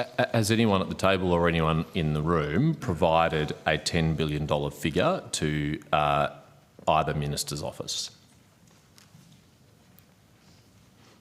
Mr Groves, have you provided that to the Minister's office, either of the Minister's offices? Senator, there was lots of discussions leading up to the NDS. I'd have to take that on notice on whether we provided those numbers. I don't recall the $10 billion, but there was certainly work that was done around the reprioritisations over the forward estimates. Is anyone in the room familiar with this $10 billion figure? Has it come completely out of nowhere? Someone in the room got knowledge of it, direct knowledge? So Please Senator, come forward if anyone has relevant information. we have taken it on notice and we can come back to you. So Mr Groves referred to a media briefing provided for journalists after the Minister's speech. What prompted you to make a reference to that? Your question, Senator. But why did you believe that that's how this information has come to light? Because I think I recall that may have been discussed at the post-brief. Were you at the post-brief, Mr Groves? Yes, I was. Right. And so you would have a memory of who shared that figure. Was it the Minister or was it someone else? I believe that it was either DPM or the Defence Industry Minister, who were the two ministers in the room with the journalists. Right. So they've disclosed to journalists in a private briefing that there are $10 billion of reprioritisations over the medium term, but no one in this room knows about it other than you, Mr Groves, from your memory. Seems extraordinary that ministers are telling journalists about $10 billion of savings and the department has no idea about it. Surprised by it. This is the IIP.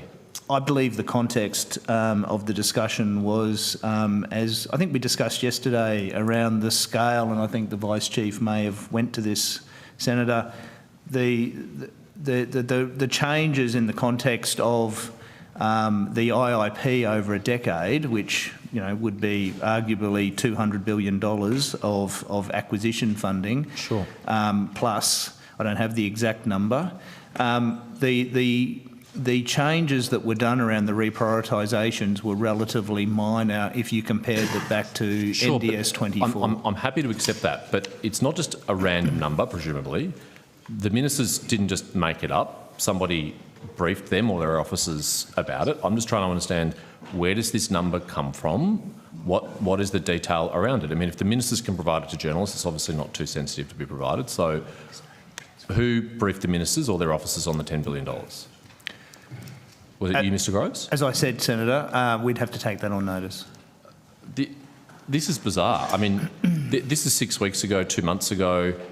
The department has no idea about savings in the IIP over the medium term. There's no one in the room available who knows the answer to that. Senator, I've given you the answer to where we have found savings through reprioritisations, de-scoping and divestments. With respect to Air Marshal, you provided no information about that. That's the problem. You haven't provided any details at all. Senator, just allow the Air Marshal to provide a response, please. We cannot find any reference to $10 billion, and we've been digging since this morning in any of the transcripts from DPM's speeches. We will continue to investigate it, and if there is a number around $10 billion, we'll come back to you with an explanation. So did they make it up? Well, you're quoting an article in the media. Yes, which Mr Groves has now told us came from a briefing led by the DPM and the Defence Industry Minister. He's telling you it might have come from that meeting because there was a meeting that occurred with media. Which he was in, and he recalls one of the ministers mentioning to the journalists. It is not a figure that you are quoting the Deputy Prime Minister directly. No. You're quoting media. That's why I'm asking you, because you should be the holder of this information. And we're telling you that we do not have that figure at our fingertips, and we will keep digging and come back to you. Okay, I think the Chair will want to go to a break. I do. Although I did, partly on my fault. I got ahead of myself by half an hour, but I think we'll still need a break after all this conversation. I think I need a coffee after all that. I can keep going, Chair, if you like. No, that's all right. Look, I think we will break. We'll come back with Senator Ghosh, who has, I think, a couple of questions on another matter, and then Senator Shoebridge, okay? So we'll break now for 15 minutes and we'll see everyone back. Hello, Jackie. We'll come back to you as well too.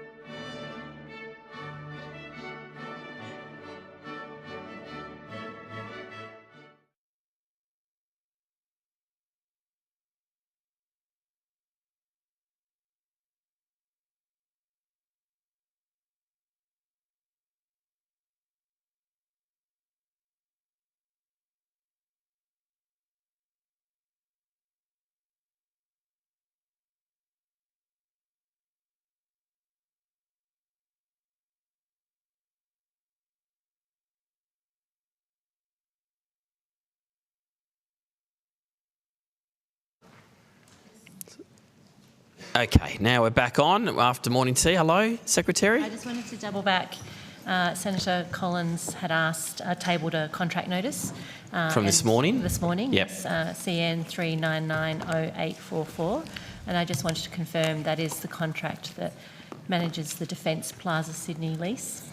Thank you very much. Appreciate it. Okay, thank you. Now, I will go to Senator Shoebridge. I know he's got to get to another committee, so I'll hand over quickly to you, and then I'll come back to Senator Ghosh. Cool. Senator Shoebridge. Thanks, Chair. I've got some questions about Anduril and Ghost Shark. That's probably you, Admiral Johnson, but you might have friends, you know, a pack of sharks to come. Occasionally I have friends, Senator. Yeah, are they remotely controlled? It's classified. It's classified, yes. Now, last estimates we had a discussion because there have been multiple statements made about how many ghost sharks we're getting. It's a dozen, dozens, up to a dozen. Is there any update on how many ghost sharks we're getting? Senator, I'll let the sponsors of the project answer that question.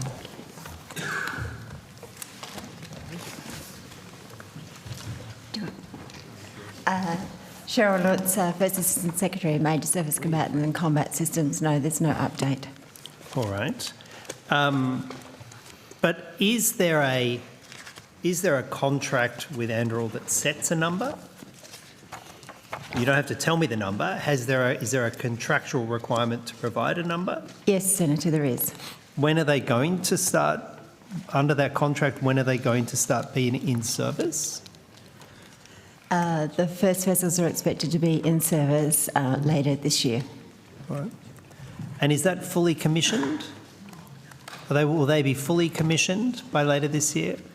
What do you mean by fully commissioned, Senator? Will they be fully in service, or will they be beginning sea trials? And No. They've just the first deliveries are just going through test readiness review, right. And they're expected to conduct sea trials soon. And then when we hand them over to the Navy, they will be fully commissioned. All right, and you're intending to hand them over to the Navy later this year sometime? Yes, Senator. All right. Now, this is a joint project between Defence and Anduril, is that right? Or is it entirely an Anduril platform? Who owns the IP for the platform? The IP of the platform is largely owned by Anduril. There are some parts of the platform that the Commonwealth owns the IP where we have developed the technology. All right. What bits does the Commonwealth own and what bits does Anduril own? Can I tell him that? I doubt ownership is a state secret, or maybe it is. Well, there are parts where there are some aspects where it will be a commercial variant and some aspects where it will be a military variant, and then parts of the components that are used on the platform where they've been developed by DSTG or ASCA are owned by the Commonwealth, and where they've been developed by Anduril are owned by Anduril. But which bits? Which bits are owned by the Commonwealth and which bits are owned by a US multinational? Mainly platform systems versus payloads. And the payloads generally are Commonwealth owned, but some could be also Anduril owned. All right, so what it carries is predominantly the Commonwealth, but the actual boat itself, the vessel itself, and what makes the vessel tick, that's Anduril. It's Anduril's. All right. In an interview just a few weeks ago, Palmer Luckey, who is the head of Anduril, said the following.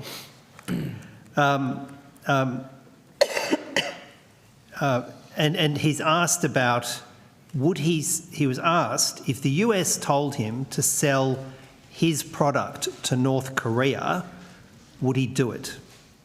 And he said he would. He said, if I take any other position, then what I'm effectively saying is that US foreign policy should be decided by a handful of corporate executives based on who they're willing to sell to or not. And then he backed that in. And he said he absolutely would. If Washington told him, he would sell his IP, his platforms, to North Korea or to anybody. Now, is there a restriction on, is there a contractual restriction on who Anduril can sell the IP developed with Australian public money for Ghost Shark. Do we have a restriction? There is a restriction for the military version, yes, Senator, and he cannot do that. Anduril Australia owns the IP, not Anduril Incorporated. Well, no, you told me that Australia owns the IP for the payloads. And Anduril Australia, I didn't specify whether it was Inc. or Australia. Anduril Australia owns the IP for the platform system. And you think, is it your understanding that if Donald Trump told Palmer Luckey, remembering the US parent has 100% control of and ownership of the Australian company, if the US told Palmer Luckey to transfer that IP to North Korea, you think Palmer Luckey would say, actually, no, I have a contract with the Australian government and I can't do that. Is that your position? So that's a hypothetical set of propositions. Well, he's actually said he would. It's a hypothetical set of propositions. What you've heard from Ms Lutz is that we have contractual obligations that protect Australian IP. They are standard clauses that we then modify depending on the nature of the contract. We would enforce any contract restrictions about IP, independent of statements people may or may have not have made in a media publication. So hypotheticals are interesting, but we go off actual actions and the legal constructs that we operate with. So you said before that the IP for the platform is held by Anduril Australia. Are there contractual prohibitions on that being transferred to its parent company? Yes, there are, Senator. And how do they work?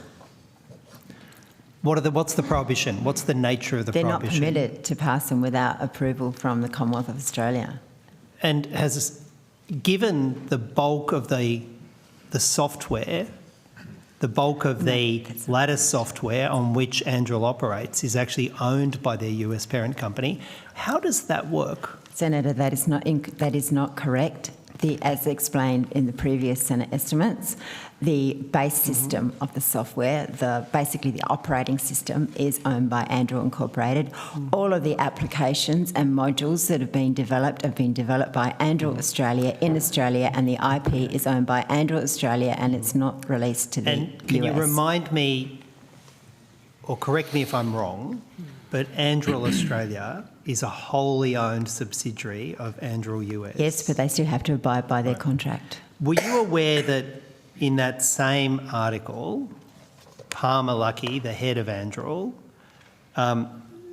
was asked about, what if Donald Trump picked a fight with close allies, South Korea, Japan, etc.? What sort of assurances could Anduril give if they were working with those allies? And he said this: I can't reassure them. I'm never going to be able to promise to do anything that the US would not. If a country asks me, commit to supporting this even if the US doesn't want to, all I can say is no. And then he said, I'm not willing to go to prison to sell you spare parts. That's who's in charge of Anduril Australia. He's made it very clear. Now, Minister, that doesn't trouble you that we're spending $1.7 billion to buy a series of these ghost sharks from a company, Anduril Australia, that is 100% owned and controlled and directed by Anduril the US, the head of which who says, if it ever comes down to a choice between the US and any other country, he's always going to back in the US and he'll do what the US tells him. That doesn't trouble you? Senator, we expect all Australians' weapons platforms to be used lawfully, and we expect the procurement processes engaged in by Defence to be within those parameters also. Ms Lutz has explained to you that the arrangements that are in place in this particular contract, this is the approach we take to all of our procurement. It must be lawful, and the contracting arrangements need to reflect that. The brutal reality of this is Anduril has a massive customer in the form of the US military, and they culturally and politically associate themselves with the US military. And if ever there was a conflict between the wishes of Washington and the wishes of Canberra, They are every time going to take Washington's side. They'll breach the contract, they'll drop the platform, they won't support the platform. That's the reality. And you and Labor pretend this is a sovereign asset. It's only sovereign as long as Donald Trump lets us have it as a sovereign asset. That's the truth. Senator Shoebridge, I reject that assertion. You've had it explained to you the circumstances, which is that the Australian company is in a contract with the Australian government. There are all of the protections you would expect embedded in that contract.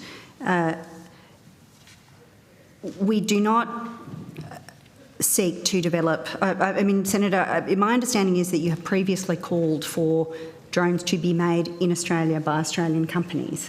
Yeah, not by some crazy far-right US billionaire like Palmer Luckey. This is true. So this is where we differ. So, Senator Shoebridge, is your proposition that you we personally... should get the hell out of the Anduril contract, absolutely. Well, Senator, we take an approach where we have a set of laws and we apply them to our commercial arrangements. And Ms Lutz has explained to you how that is operationalised in this instance. Talking about lawfulness seems like a reasonable basis on which to govern, but you may have a different view. Talking about far-right billionaire culture / US warriors, contracts with Palantir and Defence. Who's best to answer the many, many millions of dollars of contracts with Palantir?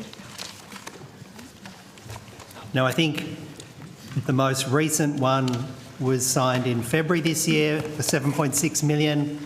Then as soon as Palantir landed inside Defence, they expanded that to a bit over $10 million in April. Can we start there? What are we getting for that $10+ million with that most recent contract with those nice people at Palantir? Senator, if I may, from Jeffrey, Deputy Secretary, Strategy, Policy and Industry. Just to this question and to your question before colleagues will comment on the particulars of contracts with Palantir, you'll be aware, Senator, and just for the committee's edification, the Defence Trade Controls Amendments Act in 2024 amended the DTC to strengthen Australia's export control framework.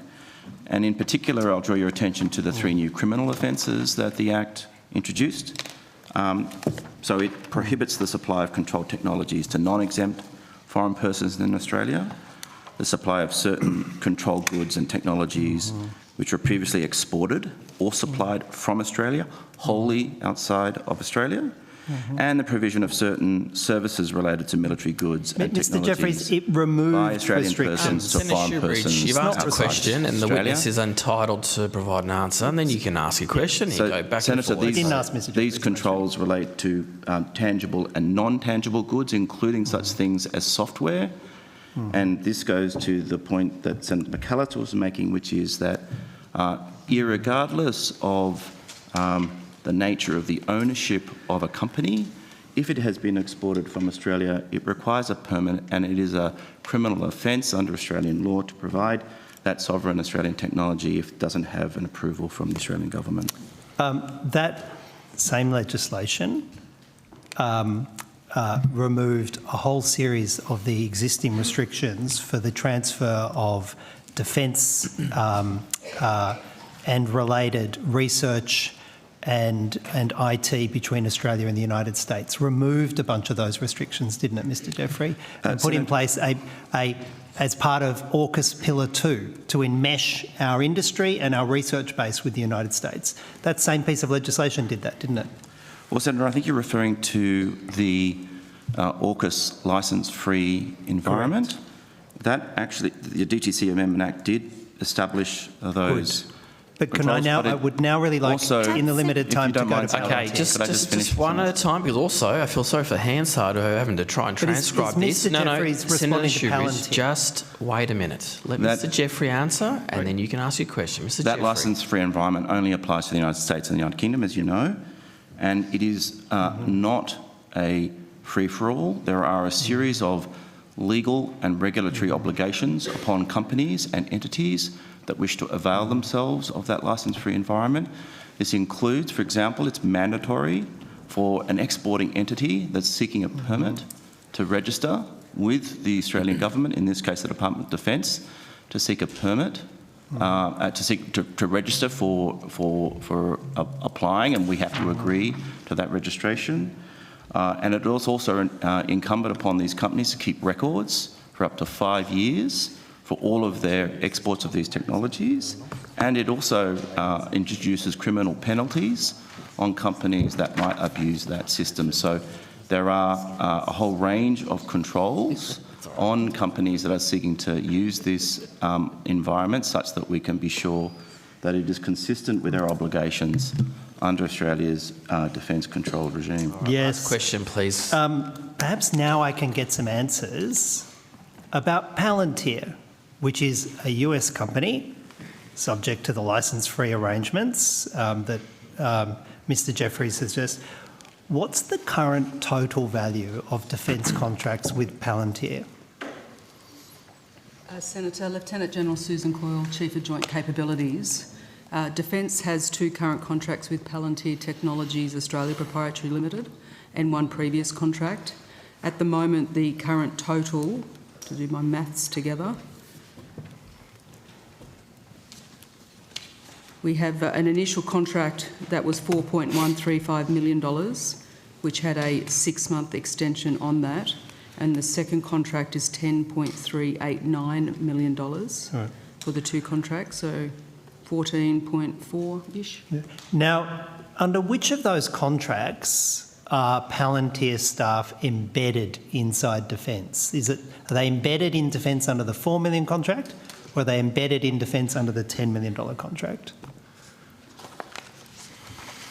Senator, Major General Richard Vagg, Headland Capability. The systems that we're using with Palantir is the Maven Smart Suite. That application allows us to aggregate a whole range of data to inform targeting solutions. That application is being used in a closed environment, so it's not plugged into the defence networks. It's called a sandbox. We're using it so we can understand how those types of applications will inform operations in the future and provide requirements for a permanent solution, and how we'll plug into the defence targeting enterprise. So I'll get to your question. We use Palantir field service representatives to help us in some of the work to set up the systems, but they are in no way embedded into the organisations that are currently trialling and using that system. And to be clear, that's the same software, or a variant of the same software that Israel has been using to identify targets in Gaza and Lebanon, and that the US used to identify targets in Iran, including the bombing of the school that killed hundreds of Iranian school children. It's the same suite of products, isn't it, from the same company? Yes, Senator, it is the same suite of products, but it is a different system. And those systems that you referred to, they have the AI function initiated in those. We don't. We're using it to understand how you would collate all the data to give commanders the right situational awareness and ability to select targets on the battlefield. Did anyone in Defence do an ethical... to rotate the call. Did anyone in Defence do an ethical check about buying a software platform from US company Palantir that has been used to commit a genocide in Gaza, to target civilians in Lebanon, and was used to kill 200 school children in the opening 24 hours of the US war on Iran? Did anyone check the ethics of that? Senator, if I may, the initial approach to market was done utilising our digital transformation agency's software and enterprise resource planning panel. The company is listed on that panel as authorised for use. We'll have to come back to these questions, but I'm going to rotate the call. I saw Senator Lambie jump online, so Senator Lambie, I'll give you the call, and then I'll come to Senator Hanson, who's in the room, and then I'll move the call around to other senators. Senator Lambie. Thank you, Chair.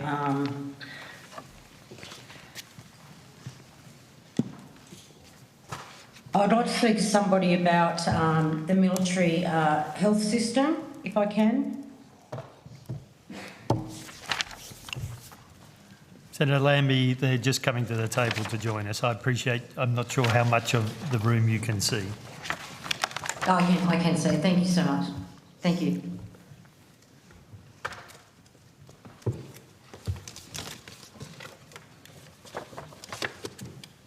That's it. We right, Chair? Sorry. Yep, fire away, mate. All yours. Put some glasses on. Okay, I'm hearing that there are circumstances now where serving members of the ADF having to undergo medical assessments regarding initial liability for injuries and impairment levels due to those injuries. Are Defence medical personnel permitted to conduct assessments relating to initial liability and permanent impairment for DVA before they leave service? Lieutenant General Natasha Fox, Chief of Personnel. Senator Lambie, when our people are leaving Defence, they undergo a final medical assessment, and that medical assessment is also used to inform DVA in relation to injuries that may be present, but it is not an impairment assessment per se. Our GPs that we use in Defence may also refer people to specialists, and those medical files are available for our people to use in the impairment assessment process employed by DVA. Okay, so let me get this right. So I've got people serving that are going outside to get their medical assessments done. That is the problem I'm having, because apparently you do not have near enough health professionals in there. Senator, why isn't the military looking after their own? This is one out of the Royal Commission, okay? You're back. Why aren't you, why can't they be assessed if able? Why aren't you doing a lot of them before they leave for DVA? Why are they doing that when they leave? This initial little assessment that you give us is not that helpful for DVA, I can assure you. I got one, and many others. I just think it's it's time for Defence to start picking up a bit more slack on this. All right, so you don't do anyone as a TPI before they go. You don't do any. You don't really do much claims processing. Thanks for your service. See you later. These guys are waiting months for assessments. Why can't Defence do this stuff? Why can't you give them a 6 months out so they can come back in on base to make it easier? What are you doing it to make it easy for us to get this stuff done? Because quite frankly, I've had enough before it goes to DVA. What has Defence done since that Royal Commission? Enlighten me. Senator Lambie, our clinicians treat the 60-odd thousand people that we have in the full-time force. So that's their primary focus. Our people are able to get medical assessments done internally and are treated for conditions internally in Defence. We purchase health services from the civilian health system to enable people to be treated. All of a person's medical treatments are documented in their medical file, of which DVA have access to. We are not necessarily aware of what our people are claiming in terms of when they're putting in compensation claims to DVA, and it is the compensation claim process that determines impairment, of which DVA apply their statement of principles to, vice what our clinicians undertake in terms of treating conditions. Right, so why aren't you clinicians doing this? And if not, why aren't you spending in more money on Defence personnel before they get out so they don't go nuts? Honestly, you have not picked up your game since the Royal Commission. You give me one point where you've picked up your game in that health sector before we leave to help DVA. Okay, okay. Senator Lambie, we are engaged with the Chief Medical Officers across both DVA and the Surgeon General within Defence in terms of ensuring that our people receive treatment. We do not do compensation claim actions inside Defence. That's done external to Defence because we focus on treating our people and ensuring that they have the right medical documentations to participate. I understand that, but what I'm telling you, then you drop us like a ball on the outside. It's not working, it's not effective, and you need to be picking up your game more. You know it, and so do I. From one soldier to another, it's not good enough. I want to see those numbers in the last 5 years of the GPs you've had on. I want to see it all your health numbers, please. And I'd like it delivered, actually take it back to 2020. I want to see what those numbers look like, and I want to see whether you did lift that Royal Commission and put more people on. Because I actually don't believe that you did. Can you tell me what Health Command's role is in setting out the guidance and how this has been communicated to medical staff? So there is just, what's their guidance? You're not to touch any DVA stuff? Don't do any of this stuff? What's your guidance there? Senator Lambie, our clinicians document into the medical health record all conditions that our people are treated for. So when people present to the health centres, they are treated by our clinicians that are generally general practitioners, and where necessary we refer to physicians. There is no impediment on referring people to get the medical treatment that they require for I'm not talking conditions. about that. No, I'm not talking about that. I understand we have to go outside, especially in the Northern Territory, and that's not a problem. The specialists aren't there, and in Tasmania.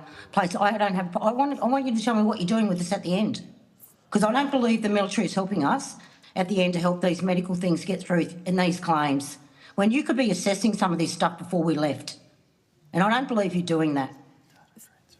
Senator Lambie, we don't assess compensation claims. That is what DVA undertake. We do provide information to DVA, and in fact, we have recently... I understand that. I understand that. I'm asking you why you don't do that.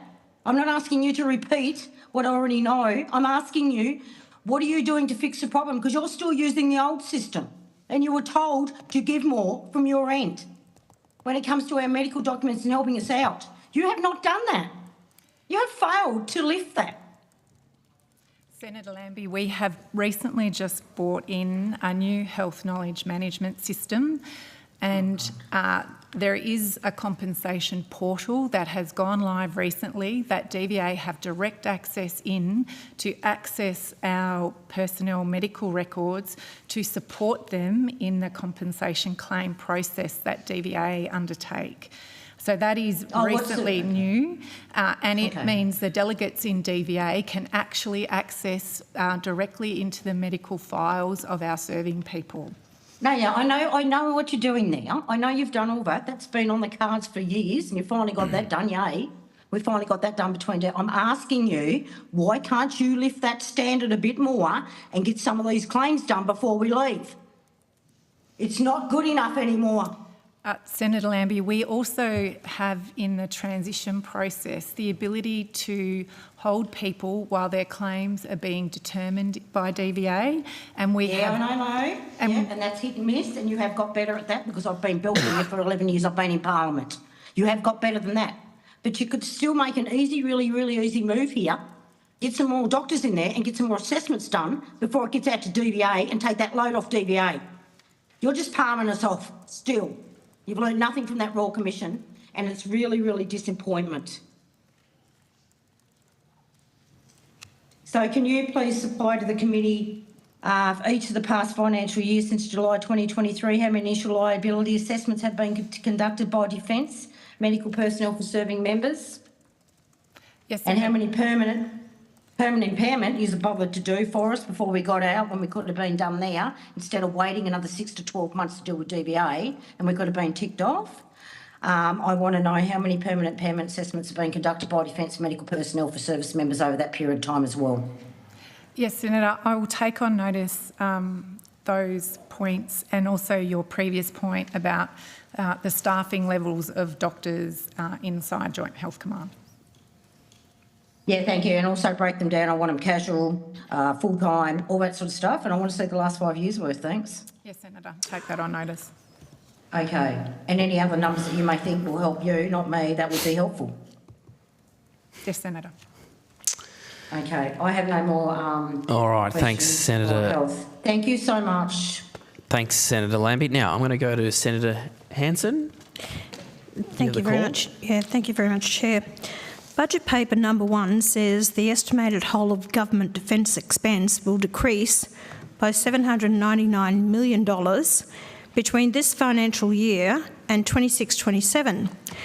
The Australian Strategic Policy Institute has noted this means that the traditional measure of defence funding has peaked in this financial year at 2.13% of GDP and is forecast to fall to 2.02% in 26-27 and 2.04% in 27-28.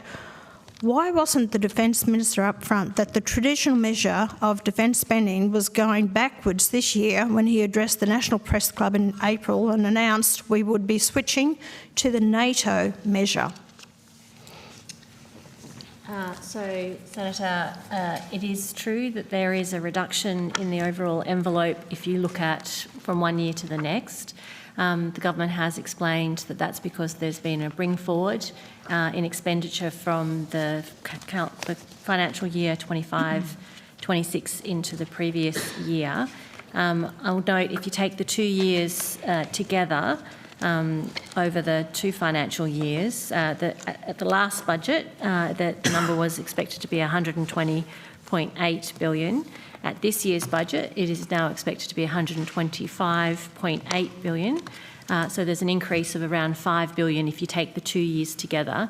So there's been a phasing time shift in when the payments are being made, and that has been to be consistent with our, in some parts, international partners to make sure we've got the capability that we need going forward. So I don't think it's a characterisation that there's been a reduction in funding in the defence portfolio if you take the 2 years together. And going forward, the envelope increases every year going forward. So I just wanted to clarify there's been a phasing shift, but the overall funding within the defence portfolio is increasing over the forwards in all measures that you can look at as a share of GDP as well as in absolute dollars, absent the phase shift between the 2 years.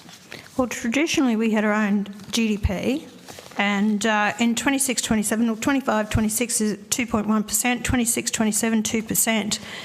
Why did we change to the NATO methodology? Why did you change to it? Because under the same years, you got 25-26, you got 2.8%, and under 26-27. Why was it changed to the NATO methodology? So the NATO methodology has become an international benchmark, partly because of the discussion within the NATO community themselves about what they're doing in their defence strategies. So within NATO, they have worked over time to be able to compare their expenditure measures. It's not a perfect match by any measure because every country has a slightly different combination of entities that provide defence services and defence capability. So the reason for us, the Australian government, producing a NATO method measure is in order to be able to compare it to other international comparators so that there's apples and apples as far as we can manage it. That does not mean we continue to measure it as a historical measure on the basis that we've used in the past. So there's both a historical comparison metric and there is an international metric. They are both different metrics, partly for different views over time. Just to be clear, under both metrics, the percent of GDP expenditure is going up over the forward estimates.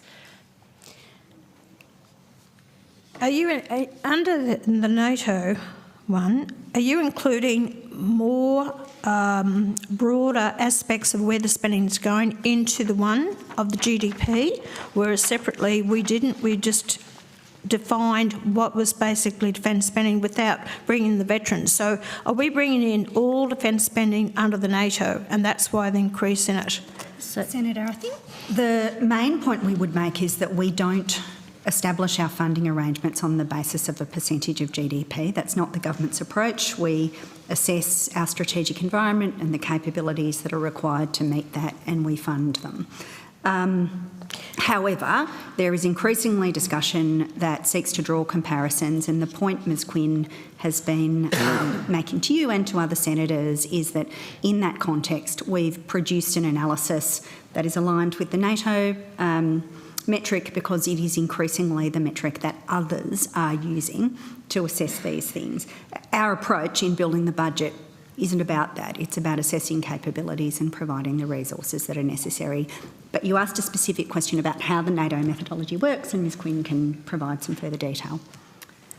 So that's correct, but as I said, defence spending is going down per GDP.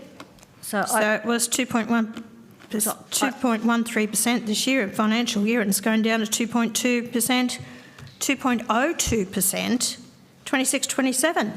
So the spending is going down. So over the forward estimates, the share of spending going to defence relative to GDP under all metrics does go up over the forward estimates. And I have explained that there's been a phase shift between 25-26 because of the bring forward of specific activity. But over the 2 years, there's been an increase of $5 billion relative to last budget. All right. Well, then, of the government's announced $53 billion in defence funding over the decade, only $2.16 billion, or 4%, has been appropriated for next year. That should be 10% if each year in the decade was getting its average share of the promised funding. Over the rest of the forward estimates, the government has only promised an additional $4.64 billion, or 9% of the announcement. If each year was getting an average share of 30% of your announcement should be promised over the forward estimates, not 9%. Most of this additional $53 billion in funding is backloaded to 2030 and beyond the forward estimates, isn't it? So the number you're referring to, which is $53 billion over the 10 years, is matched by a commitment from government for expenditure of $14 billion over the forward estimates. They are the numbers that have been programmed into the integrated investment program that supports the National Defence Strategy. And we have programs, and the defence enterprise is working towards spending the $14 billion additional funding over the forward estimates, and exactly which year those funds fall in depends on the work with industry and other international partners about when capability comes online. So the government can break their promise for 2030 and beyond quite easily, but in the budget they actually set for next financial year defence funding isn't improving at all. So is it? The defence expenditure allocated in the budget over 25, 26 and 24, 25 is going up by $5 billion. I'll quote from the Australian Strategic Policy Institute: the 2026 National Defence Strategy doesn't describe a deteriorating environment. Indeed, it states that the concept of deterioration is no longer adequate to describe Australia's strategic environment. Rather, it describes a strategic environment characterised by fracture, rivalry and disorder, and the fastest military development in the Indo-Pacific since World War II. The National Defence Strategy frames the 2030s as the period of greatest strategic risk and requires the ADF, under the strategy of denial, to hold at risk any adversary projecting force through Australia's northern approaches, implying that relevant capabilities must be ready before that risk window opens, not as it closes. The defence budget doesn't meet that requirement. Does it? Really, what we're putting into defence as per our GDP is not going to make us ready for anything that may be happening in the near future, especially in our Indo-Pacific. Do you feel confident, Minister, that we are spending the money to provide for the forces that we may need? Senator, you have referenced the National Defence Strategy, and indeed it does set out our assessment of our strategic circumstances, and it's that assessment that is driving the biggest ever peacetime increase in defence spending under this government. And so, Senator, it doesn't really matter which metric we use, defence funding is increasing. And so the defence strategy sets out an increase in $14 billion over the forward estimates and $53 billion over the next decade. When you add that to the other decisions we've taken since coming to government, we have increased defence spending by an additional $30 billion over the forward estimates and $117 billion over the next decade. And if you just want to put that in context, the former government increased defence spending by just $10 billion over the decade. So we are making very substantial investments because we recognise the strategic circumstances that your question alludes to. Minister, I've done 5 of these parliamentary programs on defence. Now, I've done the submarines, I've done, the border force and that type of thing. I can tell you what, the age and equipment and what we have in these areas that I've, seen it, is pathetic for a country of our size to be able to make sure that we're putting money into defence to ensure that we can actually defend ourselves. Now, I know Senator Shrewbridge is actually having a go at America. I understand that I like to think that we do have America on our side as our ally, because I tell you the truth, I don't have confidence in either your government or previous governments that have put enough into our country to provide the practical defence that we may need, and especially when we can have a Chinese ship coming into our waters, and there are concerns about that. Can you tell me that we do have the facilities and the capabilities of providing the proper defence armaments and personnel that we need to defend our nation? Senator Hanson, I am very proud of the Australian Defence Force, and I think you probably are too. I've already indicated to you that our government has initiated the biggest ever peacetime increase in defence spending because we recognise the strategic circumstances we are in. To give you one example, for 21-22, so the last year of the previous government, the total acquisition and sustainment funding was $28.8 billion. In 2025-26, that same metric is $40.5 billion. That is a nearly $12 billion more in acquisition and sustainment funding under our government. And it is because we recognise that we do need to make investments because of the changing circumstances in our region. How many of the Collins-class submarines are actually working? I'll ask Chief of Navy or perhaps we'll need to rotate to call around. CDF to answer that question. How many are actually actively working? Senator Hanson, I'll get the Chief of Navy to come up and we'll give you a characterisation. I think it is 3 that are in Navy's hands at the moment, which is what we would anticipate. But Chief of Navy can clarify that. Thank you, CDF. Vice Admiral Mark Hammond, Chief of Navy. Good morning, Senator. Morning. I try to avoid measuring this availability at a single point in time because it does fluctuate. Just about 6 weeks ago, we had 4 of the Collins-class submarines at sea. At the moment, there are 2 of those have now entered maintenance. So we have 2 ready for operational deployment, one of which is deploying shortly. But it does fluctuate. We had 2 over here supporting our command course not long ago, 1 in Southeast Asia and 1 off the West Coast. So it does fluctuate. They're well past the use-by date, aren't they? Senator, no, they have not yet all reached their original design life, and they have been maintained throughout their entire life, upgraded, sustained. A lot of systems have been replaced, obsolescent issues have been resolved. And as the committee is aware, we're about to commence a life and type extension program for the class pretty much as we sit here. I have the utmost respect for our Navy, and I've been on the subs, so I'm proud of our Australian Navy and what we're attempting to do, but I just want to just make sure that we do have the defence and the personnel capabilities to make sure we can protect our country. Thank you. Thank you, Senator. I'm sure that our sailors appreciate your support. Thank you. Thanks, Senator Hanson. Now, I'm going to go to Senator Whittaker, who has a couple of questions, and then I'll come back to the opposition. I think Senator Patterson. Thank you. Yep. Thank you, Chair. I've got some question on Defence's acquisition of extra-large autonomous undersea vehicles known as Ghost Shark.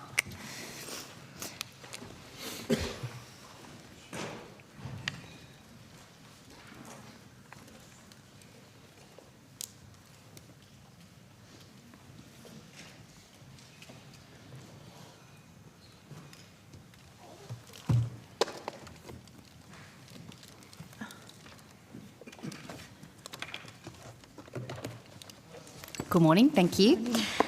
Could you tell us what is it about the Ghost Shark's range that makes it well suited to Australia's strategic environment? As Senator Vice Admiral Hammond, Chief of Navy, the nature of our maritime domain, it is the third largest exclusive economic zone in the world. The coastline is enormous. Our maritime interests extend across the length and breadth of our sea lines of communications, which are thousands of miles in length. The Ghost Shark capability has a range in excess of 1,000 nautical miles. It's continually being upgraded and improved. And its persistence at sea, its endurance at sea means it can stay at sea for very long periods of time conducting its missions, which is exactly what we need for maritime capabilities in this country. Thank you. I understand that a contract was recently signed. What was the period of that contract? The period of the contract is 5 years. And the signing of that contract was ahead of schedule, is that right? Sorry, what was that? Was the signing of the contract, was it ahead of schedule? Is that correct? It was as planned. As planned, okay. And where will the Ghost Shark be designed and built? Ghost Shark is designed and built in Australia, in Sydney, and how using Australian companies. Great. And how many jobs do we predict it will create? Andrew predicts, I think, and I have to get this from Andrew, around 200 jobs. Great. And in terms of the broader supply chain, what does that look like in terms of companies and the flow-on effects for jobs? The broader supply chain, there are more than 40 companies that they use, Australian companies, that they're using to produce components of the Ghost Shark. I don't know the number of jobs from those companies. Sure. I assume that the skills required to build something of this nature are quite sophisticated. Do you have a sense of the type and the range of jobs that will be involved in this project over its lifetime? I'd have to take that on notice. Okay, yeah, I would appreciate it if you could. And how do we compare to the rest of the world in terms of this capability? I think that's... So I mentioned in my opening statement that I was with the Deputy Prime Minister in Singapore over the weekend with other members of Defence, and there's a great deal of interest in this technology from others in terms of being able to integrate it and consider it with their technologies, not just the platform itself, but also how it engages with sensors and effectors that get attached to such vehicles. One of the really interesting aspects of this project has been the involvement of our science and technology capability in terms of the deep science that goes into it, particularly around the sensing side of the technology. So it's a great example where our scientists, both within the department but also in the community, have worked to increase the capability of a platform, working with international partners, for it to be produced here, and that the just-in-time learning that you get from such a production technology deployment feedback loop is incredibly invaluable in today's industrial system. And when Senator Whittaker, I might just add yes, please do. briefly to your question, please. We are at the leading edge of a number of these capabilities in the world. We have capabilities like the Oculus Blue Bottle deployed now. These are systems that are self-powered by solar, wind and water movement, conducting long-range surveillance for our country around the coastline. So the technology that we are introducing and already employing places us very favourably, and there is considerable international interest in how we have progressed this and the type of platforms we're using. And your question about the general skill sets, of course, there's enormous research and development work underpinning the introduction of these platforms. Maritime robotic skills are a set of quite unique skill sets that are being introduced and used in the workforce that platforms of this nature require, and they build that industry weight and capacity in a very valuable way as a sovereign capability. Thank you for that. And when do we expect them to first be in service? So I'll just draw your attention to the press release when the government announced it in September 2025, with the expectation that Go Sharp would be in service in 2026. And at that time, there was an expectation that there'd be an additional 750 new jobs created by the capacity, but that would have been based on the work production orders at that time. And given the interest potential to be able to export this technology to appropriate authorities, that number will shift over time depending on those forward contracts. Great, thank you. Thanks, Chair. You're most welcome. Senator Patterson? Yeah, the call. I've got further budget questions, which I will probably need the assistance of Mr Groves with.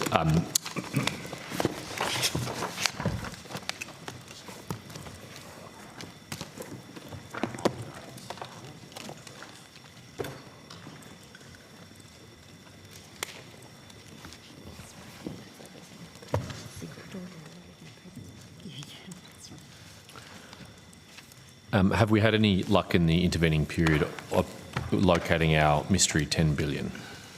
Senator Patterson, Air Marshal Rob Chipman, Vice Chief of the Defence Force. We haven't found it in DPM public remarks, but we think where that figure comes from is we definitely drove savings to the value of $5 billion, which the DPM referred to, over the forward estimates. That will have had a tail that flows towards, but not accounts for the $10 billion over the entire 10-year life of the IIP. But we did make other adjustments to the 2024 IIP to reflect our priorities, and that was predominantly in integrated air and missile defence, where we chose to delay some of the capability upgrades to our command and control systems so that we could accelerate acquisition of medium-range air defence effectors or missiles.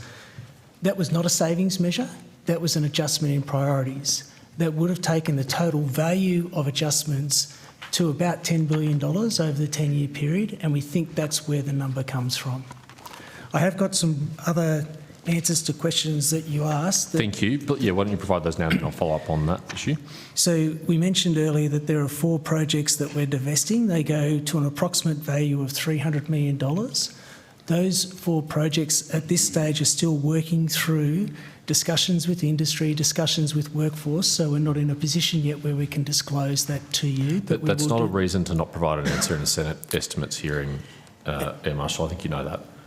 I think that Air Marshal Chipman may choose to answer differently on this occasion, but he's previously indicated that he would take it on notice so he could consider what information could be provided, and at that time he indicated that one matter he might consider in answering a question on notice would be the commercial sensitivities. Other issues which we've canvassed previously when we essentially went over the same ground in relation to the 2024 IIP is that in some instances there may also be national security issues that need to be contemplated. It is appropriate that a question of this kind is taken on notice so that those issues can be considered before the information is put into the public domain. Thank you, Minister. I look forward to answers being provided on notice, and if they can't be provided, a proper public interest immunity claim that doesn't rely on spurious grounds like commercial in confidence, which the Senate doesn't accept. But please Please continue, Air Marshal. Senator, the other answer, your other question you asked me was the estimated value of the C27 transition to another platform, and we estimated that at about $250 million over the forward estimates. Right, so just to be clear, that's the cost of the replacement. No, that's the savings that we estimate that we will make as a result of transitioning to a better value for money platform. Right, so we're taking out the cost of the Spartans and accounting for the replacement costs, and the net save is 250. Did you say? That's our estimate. Yes, okay. Senator. And you said the quantum of the save from the 4 projects that are being divested over the forwards is only $300 million. That's our estimate, Senator, and that just again goes to the point that most of that savings, that $5 billion in savings, was not cuts. It was a delay or de-scope of projects to reflect our priorities. Well, I mean, I think delay and de-scoping can also be significant in terms of capability as well, because if we get it later, it's not available to be used, and if it's de-scoped to be less capable than it was previously going to be, I think that's relevant too. So those 18 projects, just for the completeness of the record, could you provide them on notice as well? Senator, we'll take it on notice. Thank you. Now, I just want to come back to your explanation of the $10 billion mystery figure. So you said you think it is attributed to the changes to integrated air and missile defence from the 2024 NDS? That's correct. Wasn't it restored to some extent in the 2026 NDS? Senator, what our delivery strategy for integrated air and missile defence was to deliver a command and control system that was able to integrate lots of sensors, lots of effectors, make automatic judgments around best weapon to engage targets when there was a large volley of incoming adversary ballistic missiles or cruise missiles or one-way attack drones.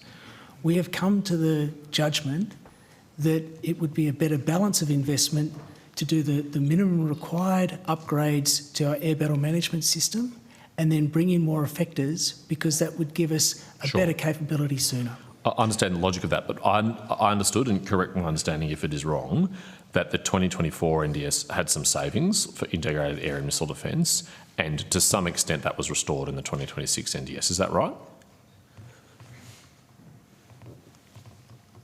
I'd have to take that on notice. I don't know whether we deliberately drove savings in integrated air and missile defence in 2024. I mean, Professor Peter Dean did a study for the US Study Centre, was highly critical of the 2024 NDS savings or changes to integrated air and missile defence, and said it was not consistent with the DSR from 2023. So I thought it was kind of accepted that there were reductions in expenditure on integrated air and missile defence. I just don't know, Senator, whether it was a reduction in planned expenditure or whether it was a lack of prioritisation of expenditure that Professor Dean was referring to. Okay, I'll look forward to that on notice. Nonetheless, I'm still not clear to me how we get to $10 billion in savings from these changes to integrated air and missile defence. And that's why I didn't characterise them as savings, Senator. What I'm saying is, with integrated air and missile defence, we have reprioritised that funding. It is not a savings, but it is a reprioritisation to the total value of $10 billion over the decade. So just explain that to me. How is it a reprioritisation but not a saving? Because within the same program, integrated air and missile defence, we have made a decision to prioritise medium-range air defence missiles over advanced command and control. So there's no reduction in the spend on integrated air and missile defence. That's either consistent or rising? That's correct. But within the program, we've changed the balance of spend between sensors and interceptors. Better characterised as command and control systems and effectors. Yeah. Right. And that is to the tune of $10 billion. $10 billion has shifted from command and control to interceptors? No, Senator, there was a $5 billion savings over the forward estimates. Yes. Then it was characterised as up to 10 over the decade, so a further $5 billion before the forward estimates. Yep. Some of that would have been the tail of savings that were made over the forward estimates, but predominantly it comes down to the reprioritisation of integrated air and missile defence. Right, so the Defence Minister or Defence Industry Minister, we're not sure who, in this briefing has conflated those things. I think it's just the way it's been characterised in the discussion as it unfolded at the time. Well, I mean, journalists didn't just kind of pluck this number out of the air. They got it from an authoritative source and they printed it, and we heard from Mr Groves. He thinks it was one of the ministers in this briefing. So one of the ministers told them this figure, but it's not right. So, well, no, it's not that it's not right. There were $5 billion of directed savings where we were very accepted on the deliberate about 5. We're agreed on the saving 5. over It's the the 10 forward we estimates. want to understand. There's $10 billion in value of adjustments to the 2024 that includes the savings and the reprioritisation of integrated air and missile defence. But it goes to a combined value of $10 billion over the 10-year period. Right, so add 5 and 5 and you get the 10, right? That's correct. Yeah, so it's $5 billion worth of changes in IAMD. In the context of the overall allocation of funding to the IRP going up $14 billion Sure, in the first and Secretary, 53. that's not a necessary or helpful addition. I'm just trying to get the facts so I understand how this has come about. That's as we understand it today, Senator. I thought Yes. it was a useful Right, okay. to make. All right. Moving on, I want to follow up some of the questions from a similar topic as Senator Hanson was asking before. As a percentage of GDP, how much is the government currently spending this financial year on defence? So under the NATO measure, it's 2.8%. Yep, and under the traditional measures, what is it? 2.1%. 2.1, thank you. And what will it be next financial year? I actually don't have next financial year right in front of me in the summary sheet I have, but it goes up to 3% under the NATO measure by 2033-34 and 2.5% in 2033-34 under the historical comparison. So I'm interested in that difference there. So under the NATO methodology, we're only increasing by 0.2% of GDP, but under the traditional methodology, we're increasing by 0.4% of GDP. Mm-hmm. So does that mean some of the new things we're now counting as defence spending are, like military pensions, are being cut? No, there's no cuts in there. It's just that the government, the step up in the percent of GDP is reflective of the increase in capability that the government is investing. So consistent with the $117 billion over the 10 years that the current government has added into the budget over the 2024 and 2026 NDS.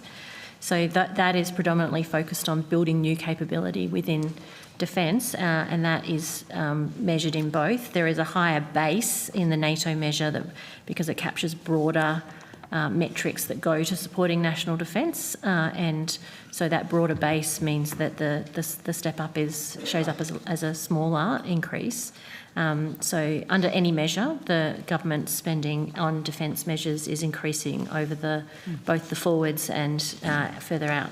Sure, but there is quite a big difference when you're dealing with very large numbers as a percentage of GDP between 0.4% increase and a 0.2% increase. So it's your evidence there's no reduction over the forwards or the medium term in any of these new non-traditional defence expenditures that we're now counting.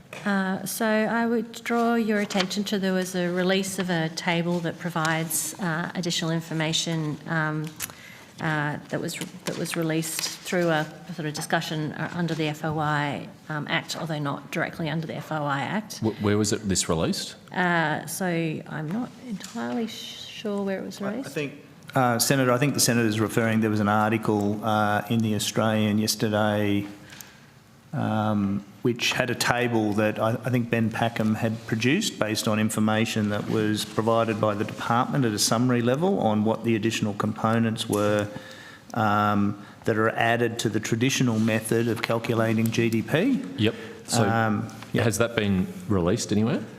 Well, it was in the Australian. Yes. Sorry, providing it to one journalist, Mr. Packham at the Australian. Good story. Full credit to him. Is not the same as publicly releasing a document. Is it available on the FOI log? I'm not sure. Happy to get someone to give me that information. Is it available on the Defence website in any other way? I'll have to ask. I don't believe so, Senator, but it's consistent with the information that we have provided, well, I have provided at these estimates hearings in the past around what the additional components were. Right. Can you table the document? Sorry? Can you table the document? We can ask. Yep, so that can be tabled and provided to committee members? And a clean copy. Yeah, yeah. Sorry, I didn't catch that. Oh, I simply said we might need a clean copy, so it may not be a thing which happens immediately, but... Right, okay, thank you. That would be helpful. So I can, the sense of it is that in aggregate, there's the consolidated defence appropriation funding, which goes to the direct appropriations to Department of Defence, ASD, ASA, and the regulator, which is the usual figures that we've talked about previously in these estimates that are in the PBS. There are additional elements that are captured once you look at the NATO measure to try and make the Australian spending comparisons compared to others. There's no single measure and metric because different countries have different makeups of how they provide services in their defence forces. So even within NATO countries themselves, there isn't an exact correspondence and concordance between the different measures. But the expenditure from other programs, relevant agencies and programs that have been captured by the NATO definition, the aggregate amount goes from 18.5 billion in 25-26 up to 20 billion in 23-24. So there is an increase in that element. Does fluctuate year to year depending on the programs and the decisions, but over the period it does not increase as significantly as the direct appropriation to the defence, which goes up from 63.2 billion to 106.7 over the same time horizon. Okay. So that's why the traditional measure goes up by more of a percent of GDP. Thank you. So just to clarify, when I first asked this question, I was seeking the numbers for the next financial year, and you gave me the figures for the end of the medium term. So do you have on that table the next financial year figures? My colleague does, yes. Senator, for under the traditional approach for 26-27, and I think Senator Hanson may have mentioned this number earlier, 2.02% for 26-27. Yep. That will grow to 2.2% by the end of the forward estimates, so a 0.2% increase. Yep. Under using the NATO methodology, it's 2.6% in 26-27, growing to 2.8% by the end of the forward estimates. Once again, a 0.2% increase. So between this financial year and next financial year, there's a fall of about 0.2% of GDP? That's correct, and that's because of, as we discussed, there was the bring forward of expenditure into 25-26, mostly affecting the defence appropriation, which made the 25-26 number higher.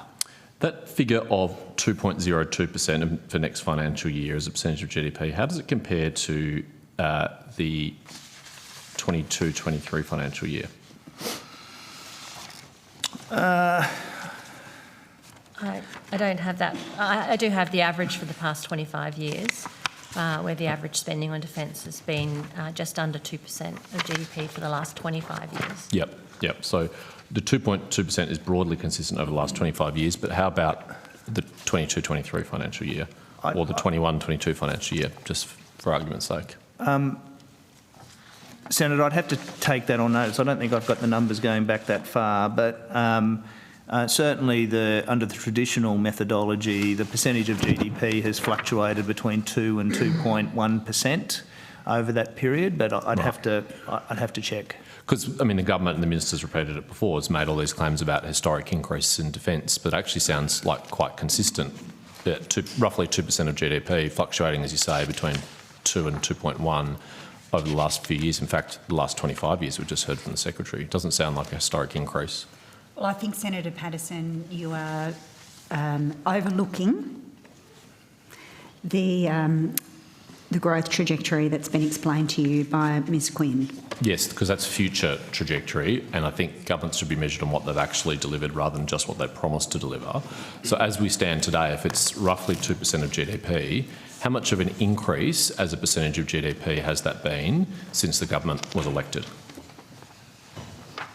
So I've got the absolute dollars. I don't have the GDP figure to be able to do a comparison, but in absolute sense, since the March 20 PBS in 22-23, the total 5-year outlook was $254 billion, and over the most recent budget, slightly different calculation because of the different years, but over the same forward estimates, the 5 years, it's $340 billion. Yes, but as you know, Secretary, that doesn't account for things like inflation or economic growth or population growth. That's why a figure as expressed as a percentage of GDP is a really good way to compare over time how much governments are spending and also internationally. So that's why I'd be very interested if you could provide on notice that figure of the percentage of GDP that it was when the government was elected compared to what it will be next financial year. Well, I think the point, though, Senator, is that the government's been really clear that we do not make decisions about defence funding using that metric. And one of the reasons is that it is a... Well, that's not right, Senator. It's a very crude metric. And, in fact, the coalition government decoupled defence spending from that metric. And the Defence White Paper in 2016 did so to provide long-term budget and planning certainty.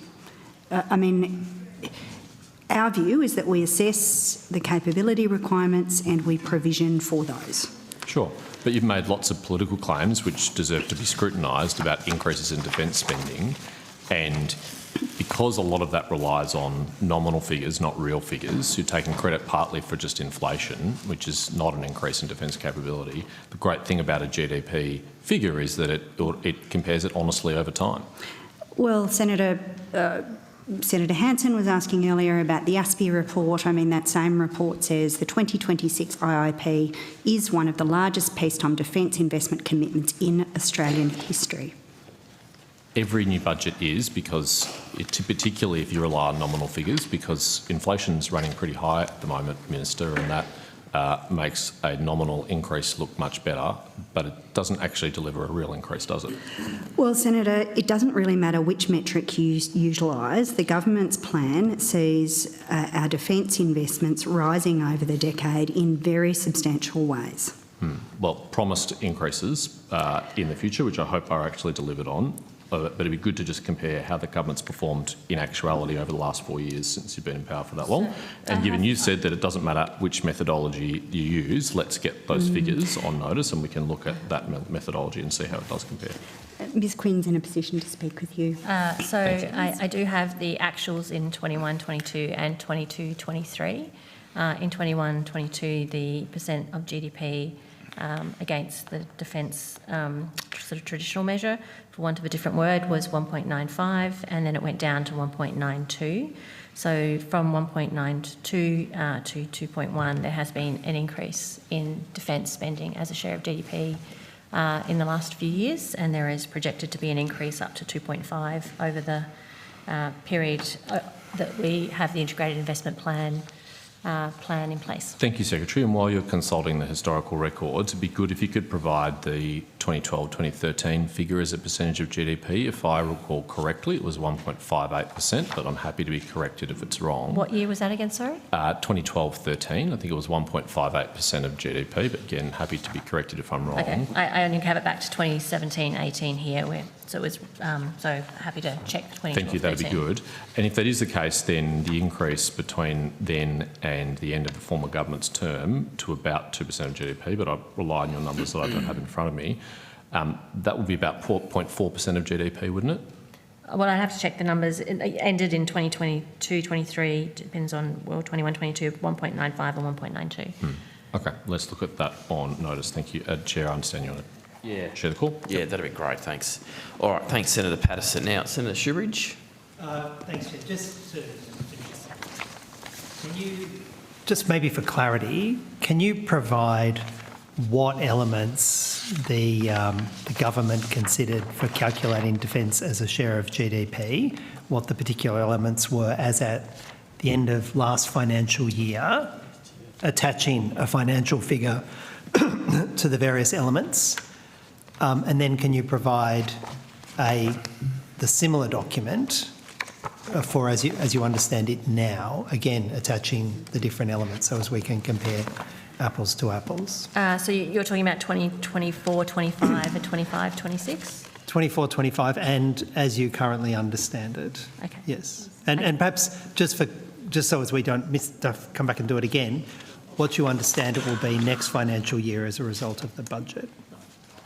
Yep. But we know that some things have moved in that weren't considered before. So if we could just have the three schedules, what it was at the end of last financial year before all the changes were made about how it's calculated, what it is now, and what it's intended to be under the budget. And so I have some of those figures here if you'd like me to take you through them at a high level and see whether there's... Perhaps you could only...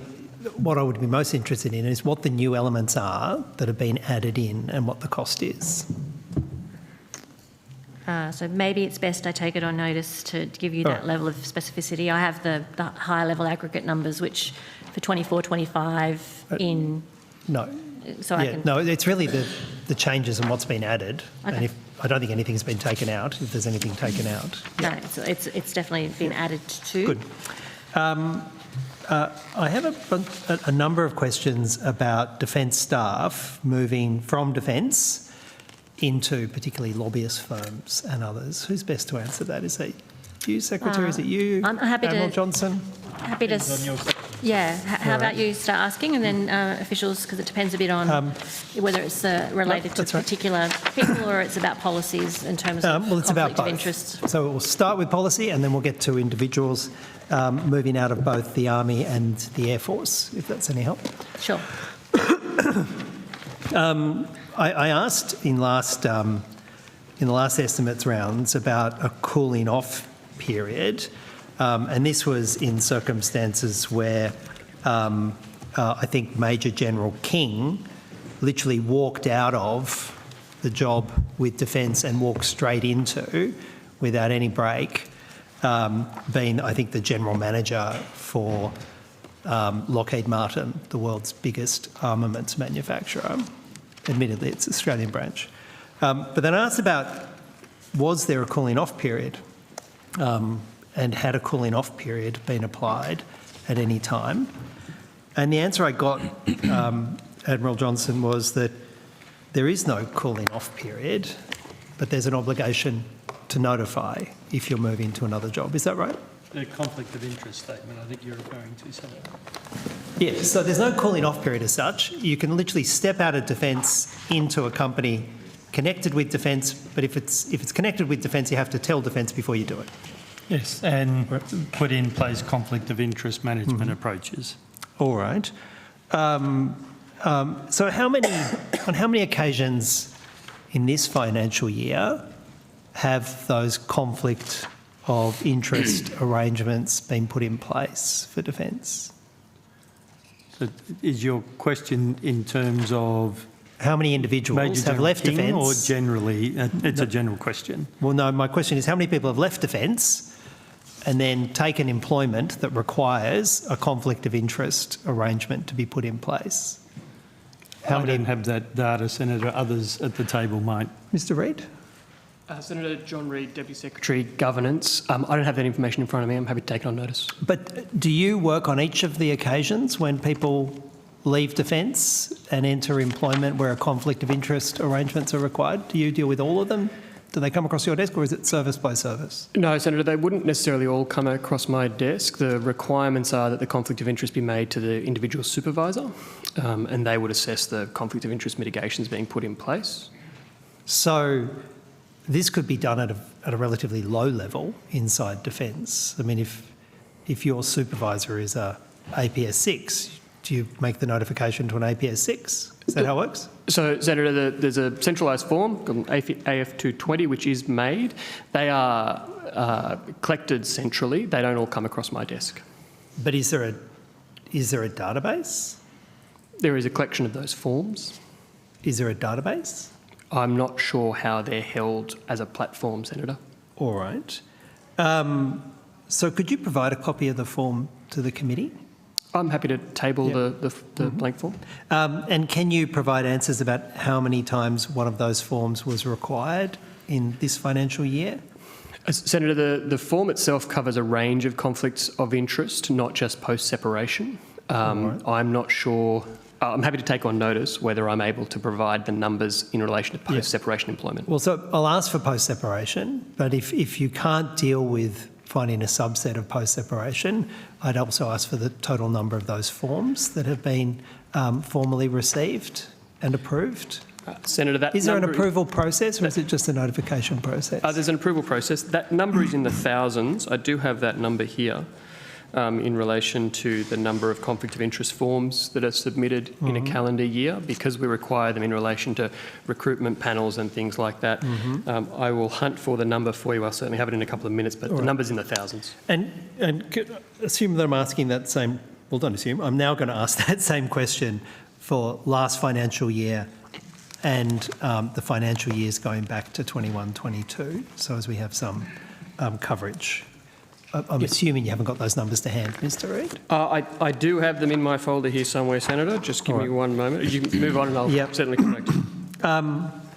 Now, Admiral Johnson, despite Defence having no cooling off requirements, you are aware that the public sector has a cooling off requirement if somebody's leaving Defence and going and working for a lobbyist. Are you aware of those?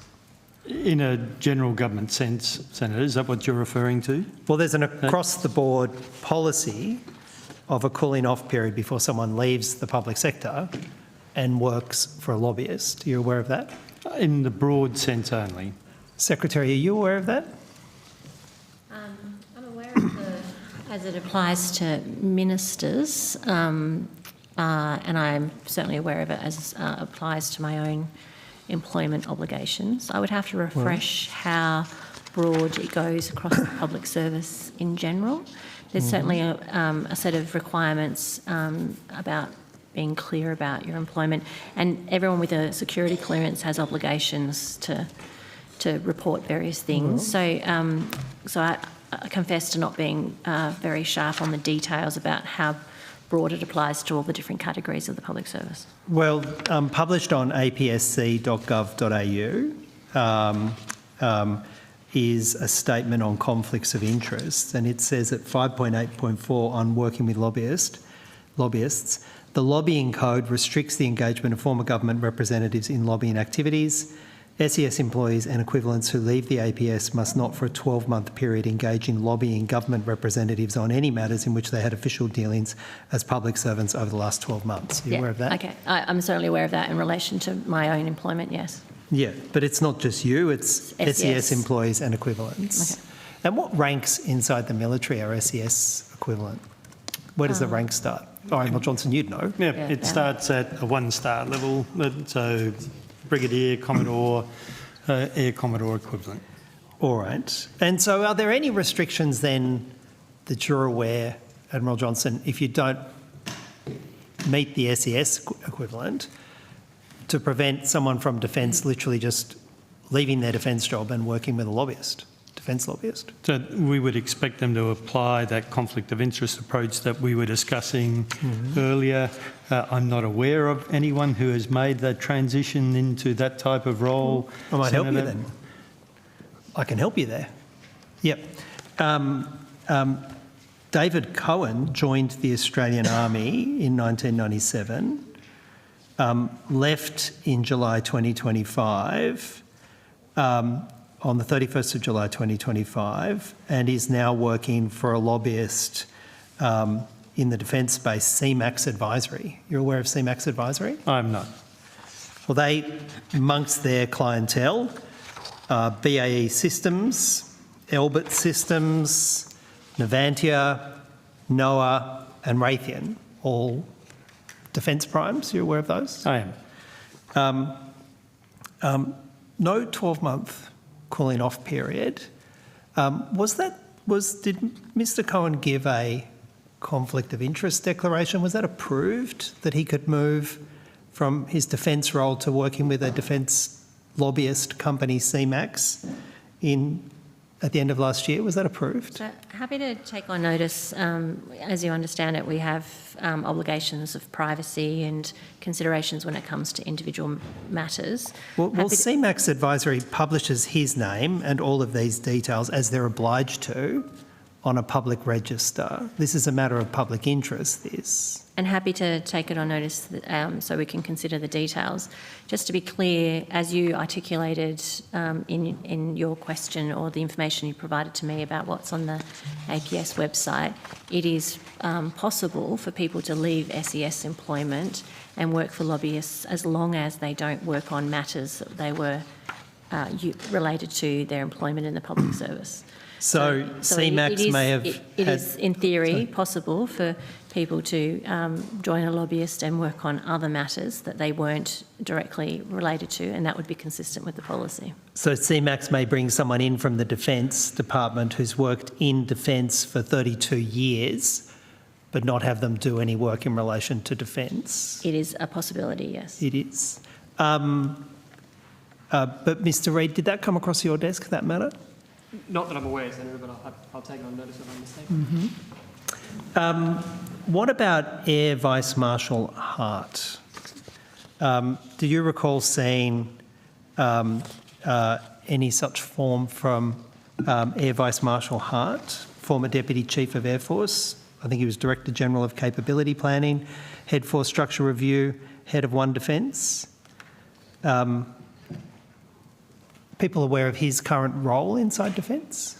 Who separated from permanent military service some years ago, Senator. Yeah, and is also, at least according to his LinkedIn profile, the chair or mentor of the ADF Airworthiness Board. What role does he have with the Airworthiness Board? Can someone assist? We could, Chief of Air Force could assist you with that answer.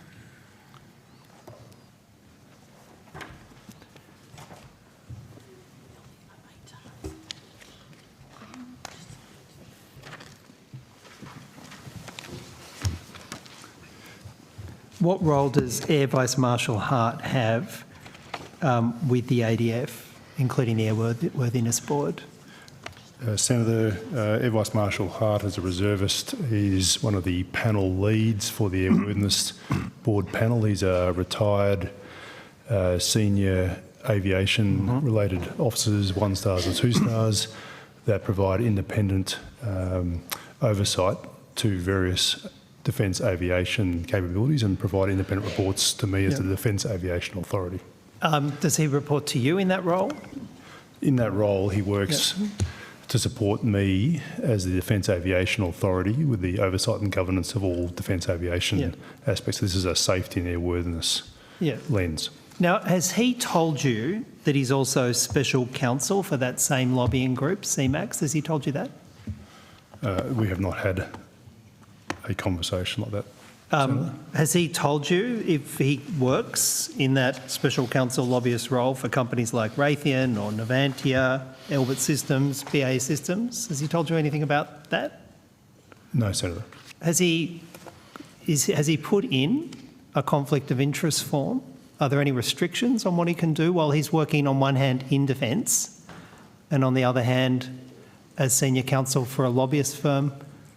Are there any current restrictions on him? I'll have to take that on notice and look at what forms may be in the system, Senator. Would you expect there to be restrictions and protections for the public? Senator, yes, we would.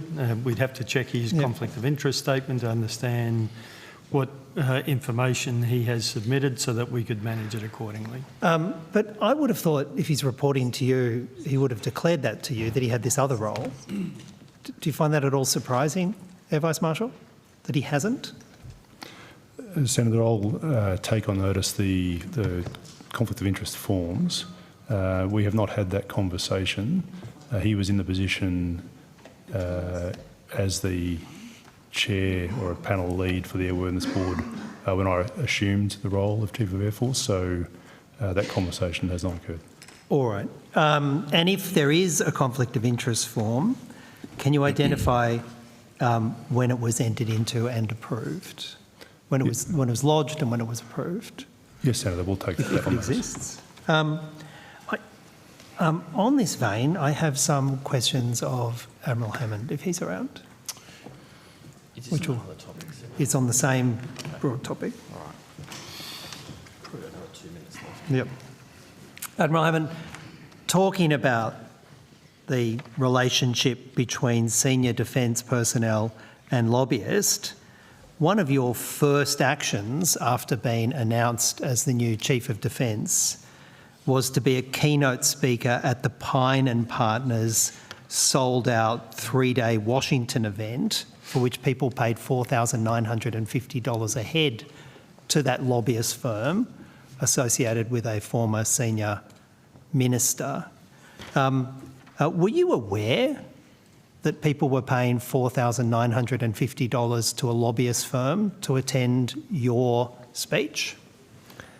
Senator Vice Admiral Mark Hammond, Chief of Navy. Short answer, no. The invitation to speak at that event and other activities, I think I had 7 speaking engagements whilst I conducted that trip. That invitation came in late last year. It was referred to the Minister's office and I was directed to support it. You were directed by the Minister's office to support it? I don't solicit speaking engagements. I don't freewheel in that respect, Senator. When I'm asked to do media engagements or directed to do them, I do them. Who in the Minister's office gave that direction? I don't have that advice, And Senator. is it the Defence Minister's office? The requests for me to engage with media or to do formal speaking engagements are referred to the Ministerial Executive Coordination team in Defence. They then engage with ministerial officers and the direction or to engage or otherwise comes back through that system. You must have done some due diligence though yourself and at some point discovered, well, hang on, I'm being, I'm trying to think of a polite description for it, put forward to promote a highly paid lobbyist event in one of my first engagements, having been announced as the Chief of Defence Force, $4,950 a head for a lobbyist firm associated with a former senior coalition minister. You must have done your own due diligence and have thought, well, hang on, I don't want to be anywhere near this. Did you do that? Did you form your own view about the appropriateness of doing that? Senator, no, we have a team in the department that runs the ruler over these things. I spoke to the history of Australian submarine operations, the development of submarine capability since Federation in 1901 and how that connects with the logic of the AUKUS program, Senator. But you see, what you did, and it's what people were wanting to pay for, it's why it was designed from Pine and Partners, was you gave credibility to a defence lobbyist firm. You gave cachet to a defence lobbyist firm. You assisted in their commercial ventures to get people to pay $5,000 a head to come and see. And in my view, you degraded the position of the Chief of Defence by being involved in that kind of, I'll be frank, in my perspective, and you don't have to agree on it, grubby kind of lobbyist for money thing. That you degraded the position of the Chief of Defence Force by taking that as one of your first positions, didn't you? Senator, I'm not the Chief of Defence Force. I agreed to this speaking engagement long before I was offered the next role by the Australian Government. I have an obligation to explain the logic of naval capability, decisions to recapitalise naval capability, and particularly when it comes to submarine capability, because it's my primary specialisation. I understand it in detail. Senator, the price tag you are referring to, as I understand it, actually relates to a 3-day activity. The dinner was one moment in that activity, and I understand the price point per head was not for that dinner, Senator. Minister, can you please provide on notice when the directive was issued from the Minister's office to Vice Admiral Hammond, who in the Minister's office issued that directive, what, if any, consultation the Defence Minister had with Christopher Pyne before that and the circumstances of that engagement with Christopher Pyne, and whether or not there was any ethical checks done in the Minister's office about sending out the newly announced Chief of Defence Force to a $4,950 a head due put on by a defence lobbyist company. Will you provide that on notice? Happy to examine your questions on notice. We do expect our senior personnel, as Vice Admiral Hammond has explained, to put positions into the public domain and to explain naval capability, and he's given some context about the kinds of material that he was putting into that forum. And just to give you the opportunity, Vice Admiral Hammond, I understand how you've been put in a difficult situation by the Defence Minister's office. I hear your point. But did you object? Did you say, hang on, can you revisit this? Did you object? Senator, that was not my point. Okay. Now, I think the Secretary wanted to add something, then I've got to move the call along. Senator? Secretary? I just wanted to add to the information before the committee in relation to conflict of interests. Senator Shoebridge, I might have heard you wrong, but I think you said that there was no cooling off periods in defence. That wouldn't be a correct characterisation across the entire enterprise. We do have mitigations in charge within our procurement system, particular elements under the contracting templates and deeds of standing offers on defence strategic panels, that these do place restrictions on defence personnel being involved in procurement processes. There are also obligations on defence people bidding into processes to declare conflicts of interest, and there's also requirements for the private sector to seek approval from a defence before allowing former defence personnel or defence service providers to contribute to a tender response or tender contract or a defence contract. So there are mitigations in place in elements relating to procurement, and we've already talked about the notification requirements. If you could provide those relevant policies and documents, if they're in writing to the committee on notice, I'd appreciate that. I'm happy to look into it, yes. Excellent. Now, I've just got a couple of questions before I then hand the call over to Senator Pocock, just in relation to drone and counter-drone capabilities. I don't know if relevant folks come to the table. I understand part of the government's funding to defence, there's been quite significant funding that's been allocated to drone and counter-drone capabilities. I was hoping either the department or ADF personnel would be able to tell the committee the amount of funding the government's allocated for uncrewed and autonomous capabilities in the 2026 Integrated Investment Program. Senator Air Marshal Rob Chipman, Vice Chief of the Defence Force. The government has committed in the 2026 Integrated Investment Program between $12 and $15 billion in uncrewed systems. When you refer to drones, I'm characterising those as uncrewed systems in all domains, not just what we commonly refer to as drones operating in the air domain. And the government also committed up to $7 billion in counter uncrewed systems. So how does this funding then compare to the 2024 IIP? Does it represent an increase in funding? It does represent a substantial increase in funding, yes, Senator. How much? Have you got a particular figure? I'll have to come back to you with that figure. Okay. Will any of this funding be for, I guess, small drones? The funding goes to drones in all domains and of all dimensions. So everything from Ghost Shark and Ghost Bat, which are really leading edge systems. Ghost Bat in particular designed to operate as a crewed platform in teaming with crewed platforms.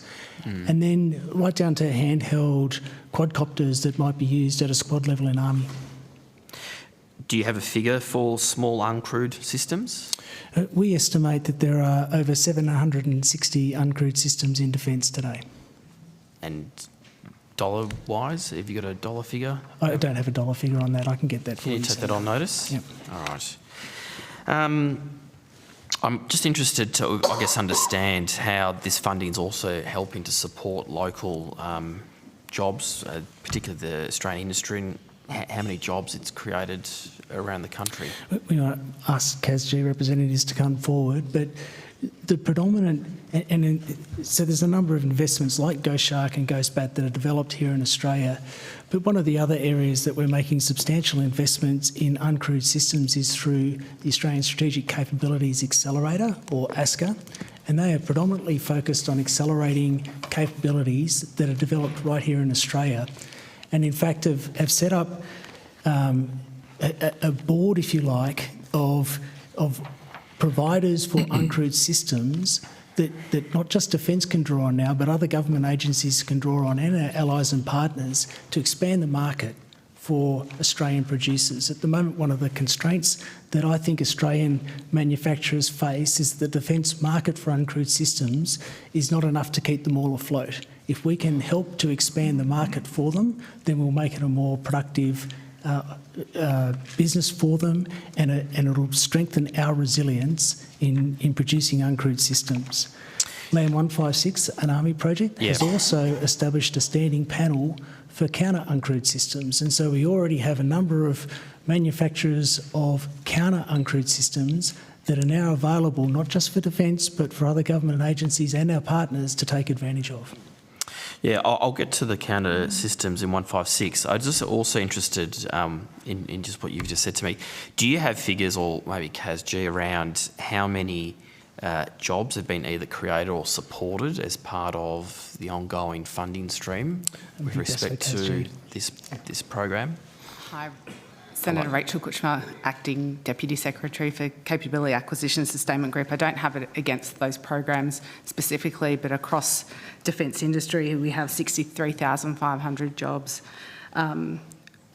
including where in manufacturing, where we saw defence industry grow by about 11% in the last year alone. So I don't have the specific numbers on uncrewed systems, but I can look into it. You don't have it on you, or you can take it on notice? No, I don't have it on me. I could take it on notice. All right. I'll also be intrigued to know how many companies have been supported as part of the local supply chain, so that might be something for you. For uncrewed systems? Yeah. Yep, I'll take that on notice. So in terms of the counter-drone capabilities, what was the amount of funding allocated in the 2026 IIP? Up to $7 billion in counter uncrewed Up to $7 billion. Over the decade, was it? Or? Over the life of the IIP, yes. Yep.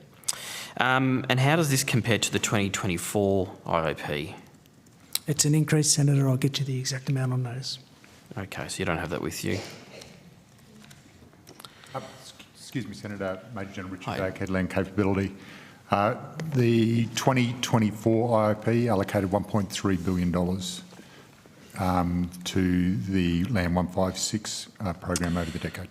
Thank you. I was after the counter-drone capabilities, but in terms of, which is the next thing I was going to ask about the Land 156, I appreciate that. Was there also, is it the any other related projects incorporated within the funding profile? So you had Land 156, so Land 156, and just to clarify, so what Head Land Capability has stated is that in 2024 there was $1.3 billion allocated to Land 156. That was the project delivering counter uncrewed systems. Yep. It is an increase of funding now to $7 billion. That is for Land 156, but also for ASCA Mission Syracuse, which is also accelerating the delivery of counter uncrewed systems for swarming drones and for medium-sized one-way attack drones. So the government established Land 156 as a dedicated project to support the sovereign counter drone capabilities? It's not just sovereign, but it is focused on sovereign industries, yes. So what's the total value of those contracts that were awarded? Is it what the figure you've just provided me, or was there another figure? You've, Senator, excuse me, at the moment, Land 156 is broken into 3 lines of effort.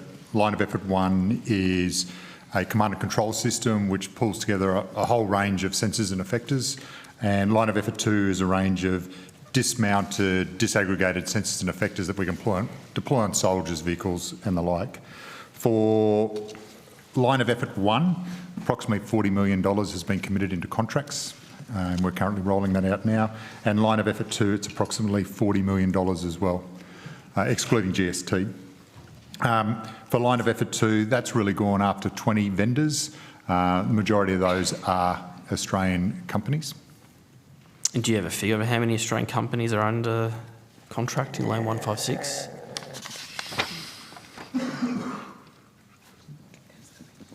I'll ask my CASG colleague to answer that. I think he's like in a seat at the moment. Maybe someone needs to make room for him. Thank you. Oh, I apologise. I failed to bring my name plate. Gavin Rawlins, First Assistant Secretary, Joint Systems Division. If you wouldn't mind So repeating your how many question. Australian companies are under contract in Land 156? So presently there are 22 companies that we're currently in contract with. The total contract value that assists right now is round figures 118 million. Okay, and what have been the, I guess, key milestones under the project? Yes, Senator. So the project was initiated in really late 24. We took that for government consideration in Q1 25. We went through a series of rapid capability development activities, and we declared a minimum viable capability in December of 25, where we've conducted a series of live fire activities for that system. We then commenced the rollout to Army, Navy and Air Force units at really January, February this year, and we now have those systems in service. The way the project is designed, it's effectively designed to reinforce success and remove failure. So we're sitting on the edge of technology and threat. So we have a rapid return to government. So we'll come back to government in the next 12 to 13 months to buy the next leap. That will also coincide with a growth in the funding wedge, so we can buy more, we can reinforce the systems that are working, expand it more quickly across the ADF. So in terms of the contracts awarded to Australian companies for the counter-drone capabilities through Advanced Strategic Capabilities Accelerator, are you also able to give me an outline of these contracts and how they're linked to the work of Land 156? Yes, certainly, Senator. So there's two contracts that have been awarded, one to AIM Defence and one to SIPAC Systems, to the value of $21.3 million and $10.4 million respectively. And what they are aiming to do is accelerate capabilities that Land 156 might be able to invest in future tranches or evolutions of that project approval. That's the ASCA mission. Sorry, just clarifying, that is the ASCA mission Syracuse. Okay. And would that contract to AIM Defence be the largest, I guess, single contract awarded by Defence to an Australian company on laser capability? I do not know that, the answer to that question. You could take that on notice, maybe have a check for me? Yeah. All right. Just to sure, Lieutenant General. To your question about AIM Defence. AIM Defence actually got their start as part of Army Innovation Day, I think in 2023, 2024. So a great example of the government investing in local start-up industries and then becoming commercially viable and now contracting back to the department. Yeah, I know many members of this committee have visited AIM and SIPAC systems, and very good, as you say, small, medium-sized and hopefully large businesses, and also from my home state, Victoria, which I'm very proud of. So now I think Senator Ghosh has a follow-up question. I'd just like to call out Secretary? I'd just like to call out that the structure of the program of expenditure and capability building that's evidenced by Land 156 is that there's been innovation, access to technology within the Australian community, and then staging it out while also the government giving a significant signal to the overall spend, which we've talked about contracts with 40s and 20s in front of it in terms of millions, but the overall projected expenditure in this area through the IIP is in the billions. And so it's a good example of not committing now to expenditure over 10 years, but having iterating processes so that the Australian companies can adapt and bid into a process over time and build capability. And so it's this type of program which will engage our medium and small enterprises in a way that builds capability. It makes sense in a highly technical, rapid evolving capability area as well, to be able to do things in steps because you can leapfrog through from the technology build. But I just wanted to draw out that the approach to this type of capability building is something that Defence is leaning into going forward. Thank you. Now, Senator Ghosh. Thank you. What's the criteria that are used, or what are the criteria that are used to distinguish between an expendable and an attritable asset for the purposes of your classification? Senator Grosh, I don't think we have made that distinction between expendable and retreatable. Okay. Thanks.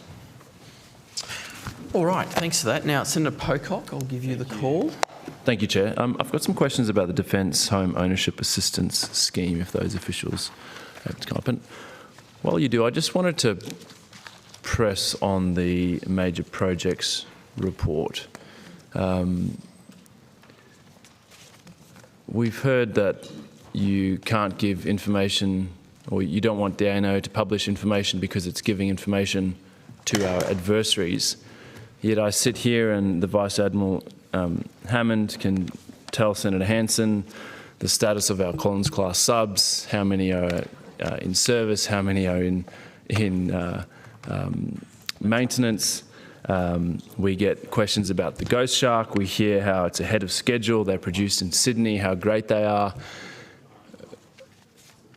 Why is this sort of picking and choosing happening, where you're happy to talk about some things, but it seems to me the stuff that is inconvenient, cost overruns, delays, couldn't possibly publish it because it's information to our adversaries. Secretary, how do you square those two things?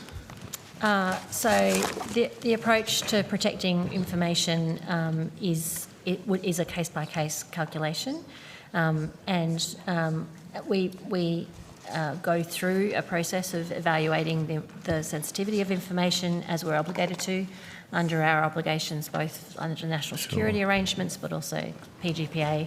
There is a tension between what is required for certain aspects of transparency versus certain aspects of national security. That tension is worked through on a case-by-case basis on the evidence and the context in which the request is made.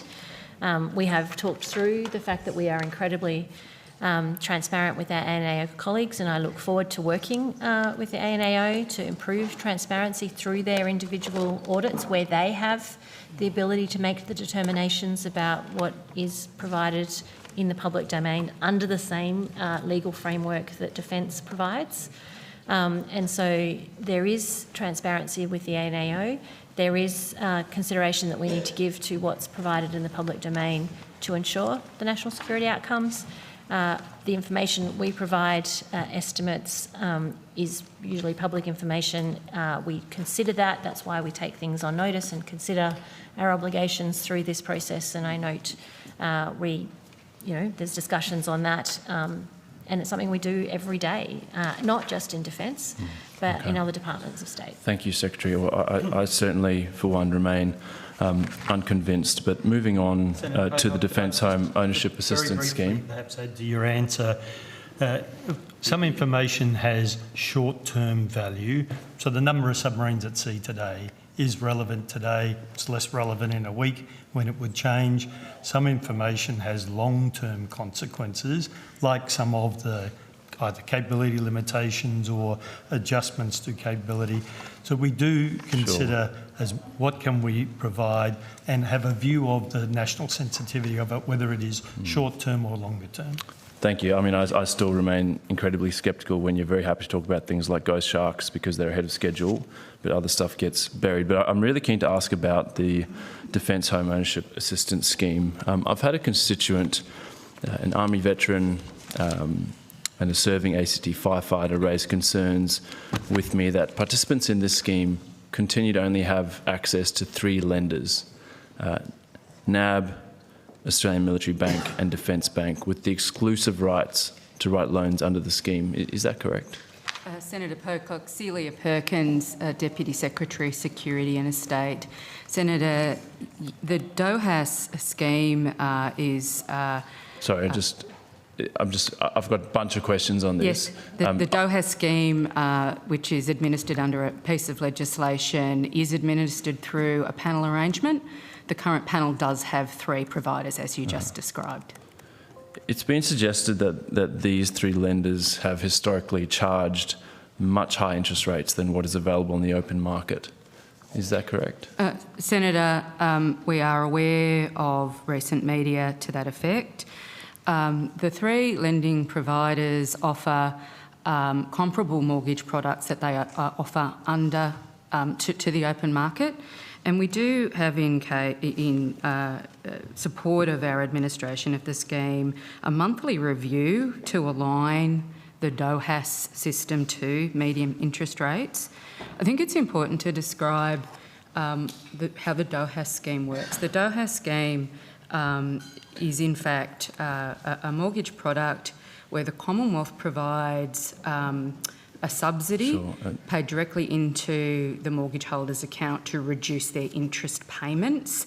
And we do work, as I said, on a monthly basis with those three providers around alignment. But the products that are offered through those three panel arrangements are standard mortgage products. But Ms Perkins, you said that there's been recent media on this, but this issue was raised by the member for Herbert, Afghanistan veteran Philip Thompson MP, in 2022 in the House of Representatives. More than 3 years later, nothing has changed. Defence members who have one of these loans are shoveling thousands of extra dollars compared to the average Australian towards a mortgage. Why hasn't something happened in those 3 years? Senator, as I described, the Defence Homeowner Assistance Scheme is established under a piece of legislation. We did undertake and work through the Parliament some amendments in January 2023 to expand eligibility and lessen restrictions on access to the program. As I've described, there's a range of mechanisms, governance and assurance of those providers. We would not agree with the characterisation that veterans are being overcharged, but rather it is a home loan product where the government subsidy, which is quite a substantial subsidy, is paid against the interest rates. Well, you may not agree, but let me just put this to you, and I'd love your thoughts. Veteran-owned Stanford Financial, Australia's leading DOAS broker by loan volume, has said that advertised variable rates on the 11th of May 2026, so before the Reserve Bank's 5th of May rate decision was passed through, showed NAB's Defence Force home loan sitting at 6.54%, Australian Military Bank's rate saver at 6.14%, and Defence Bank's premier low rate at 5.69% for loans up to 70% of a property's value. By comparison, leading non-panel lenders were offering equivalent products at between 5.34 and 5.84%. That's a gap of 80 basis points. And so that means someone who has a $700,000 home loan over 30 years is paying approximately $130,000 in additional interest. So how can you say that you don't accept that they are paying more if they are paying more? I might just take this question. I mean, comparing financial arrangements is difficult because and average rates and listed rates are not the same as the effective rates. And so there needs to be a detailed calculation to compare apples with apples. I just would note that as Ms Perkins has said, that there's a memorandum of understanding between Defence and the Department of Veteran Affairs who administer the scheme. The panel of 3 home loan providers who have been approved to provide the home loan products operate under a deed of agreement. That deed is due to expire in the middle of this year, and there is a tender process underway to ensure that the next panel meets contemporary and future needs of ADS personnel and veterans with the lens of recruitment and retention. So these matters will be part of the consideration of the tender arrangements, historical performance and future performance will be managed through that process. Secretary, comparing apples with apples, comparing interest rates with interest rates, surely is exactly that. It's not the case, though. I mean, I certainly have been to lenders and, as the same lender, get vastly different opportunities from banks because of the packaging and the arrangements, and there's a lot of complexities in achieving good outcomes in the financial system. There's also obligations on lenders to take into account risk characterisations of individuals. So it's a complicated arrangement, and so you have to be careful about. You can get shifts in average rates of interest payments because of this change in the composition of the people who have applied for loans over a period. So the most important thing is that the evaluation of the arrangements in the home loan provider deed going forward ensures that there's a rigorous assessment of the opportunities for people to use these home loan providers. Secretary, I'm interested why you're sort of defending these lenders so much. You'd assume if the government was essentially helping underwrite home loans of defence personnel and veterans, you'd expect an even better rate. But clearly that's not the case, and I hope and assume that this tender process would look to actually expand the panel to other lenders to provide a bit more competition. Is that the aim of the... I don't have the exact details of the tender process, but it would be absolutely the case under our procurement processes that we'd be looking for value for money and effective delivery for ADF personnel and veterans going forward. So that would absolutely be the process. I'm not necessarily defending individual entities, etc., just pointing out that, that the high-level metrics often are not accurate in terms of what it means for individuals. Well, I'm going off what Stanford Financial say, and they go on to say that the Commonwealth grants the exclusivity in return for commissions paid into consolidated revenue, initially estimated by the Australian National Audit Office at around $170 million over the scheme's first decade. ADF members and veterans pay that cost through their interest rates. In substance, it is a tax on those who serve, collected by the banks. Is this being essentially used to revenue raise? 170 mil over a decade, that is a lot of money from defence members and veterans. I mean, that is not the purpose of the home loan scheme. So why do consolidated revenue then? So I'm very happy to take those questions on notice and get the Department of Veteran Affairs, who administer the scheme, to provide answers as to the extent that they are able on the financial administration. Just to be clear, often the purpose of the scheme is to provide home loans and provide direct assistance to individuals to be able to afford housing. That is the purpose. That would be the aim of any tender project. It is the case that that in any normal arrangement there are commissions, etc. We will ask the Department of Veteran Affairs to provide extra information that they can on notice. Why was that part of the design? Why bring 170 mil into consolidated revenue rather than saying, we actually just want you to give the very best possible rate you can to our members so they can buy a home? I am not sure if the characterisation you have is accurate, because I haven't got the details, given it's a scheme administered by the Department of Veterans Affairs. There are, in theory, sometimes arrangements where revenue that's raised actually goes into consolidated revenues to reduce conflict, as opposed to if fees go back to the kind of area that actually provide the tender discussions. But the details, that's just a hypothetical. I don't know if that's appropriate in this case. It is usually the case that there are costs involved in providing home loans, and that is compensated through different mechanisms. Sometimes it's through upfront fees, sometimes it's through commissions, sometimes it's encapsulated in the interest rates. So there are different ways that entities cover the costs of providing loans to customers, and that would have been part of the tender evaluation process to look at the overall value for money. But you're saying that you want the commission, and so that 170 million over 10 years, that's not a small amount of money.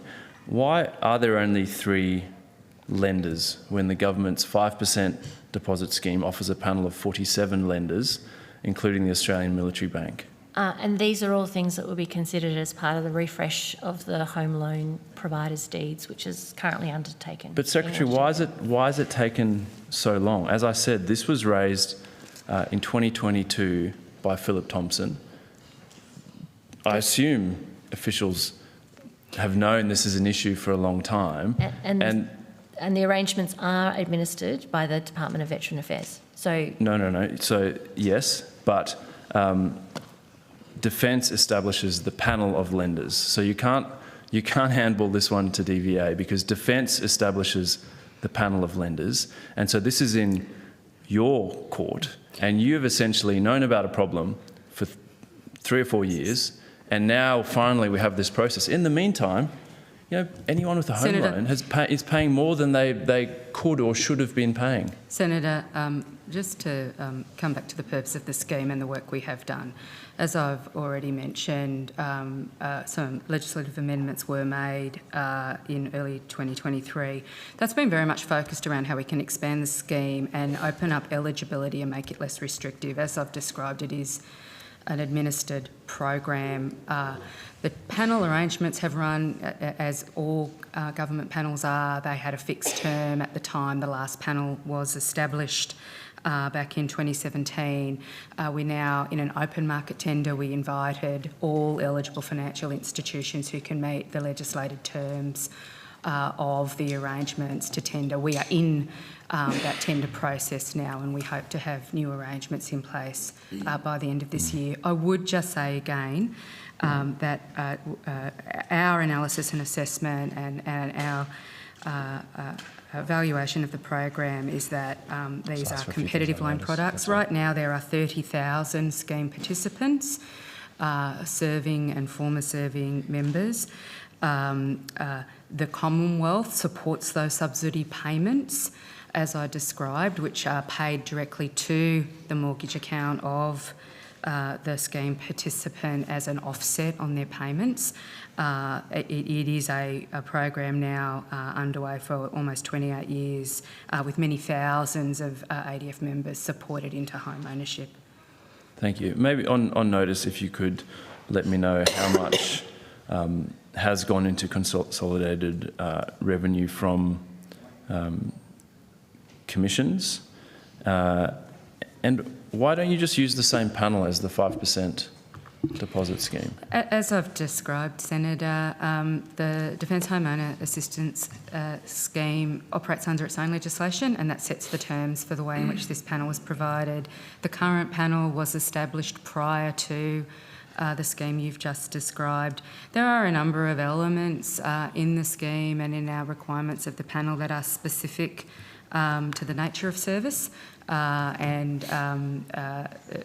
I said, we're undergoing the retender now with the benefit of some legislative amendments to increase eligibility and to encourage more people into the scheme.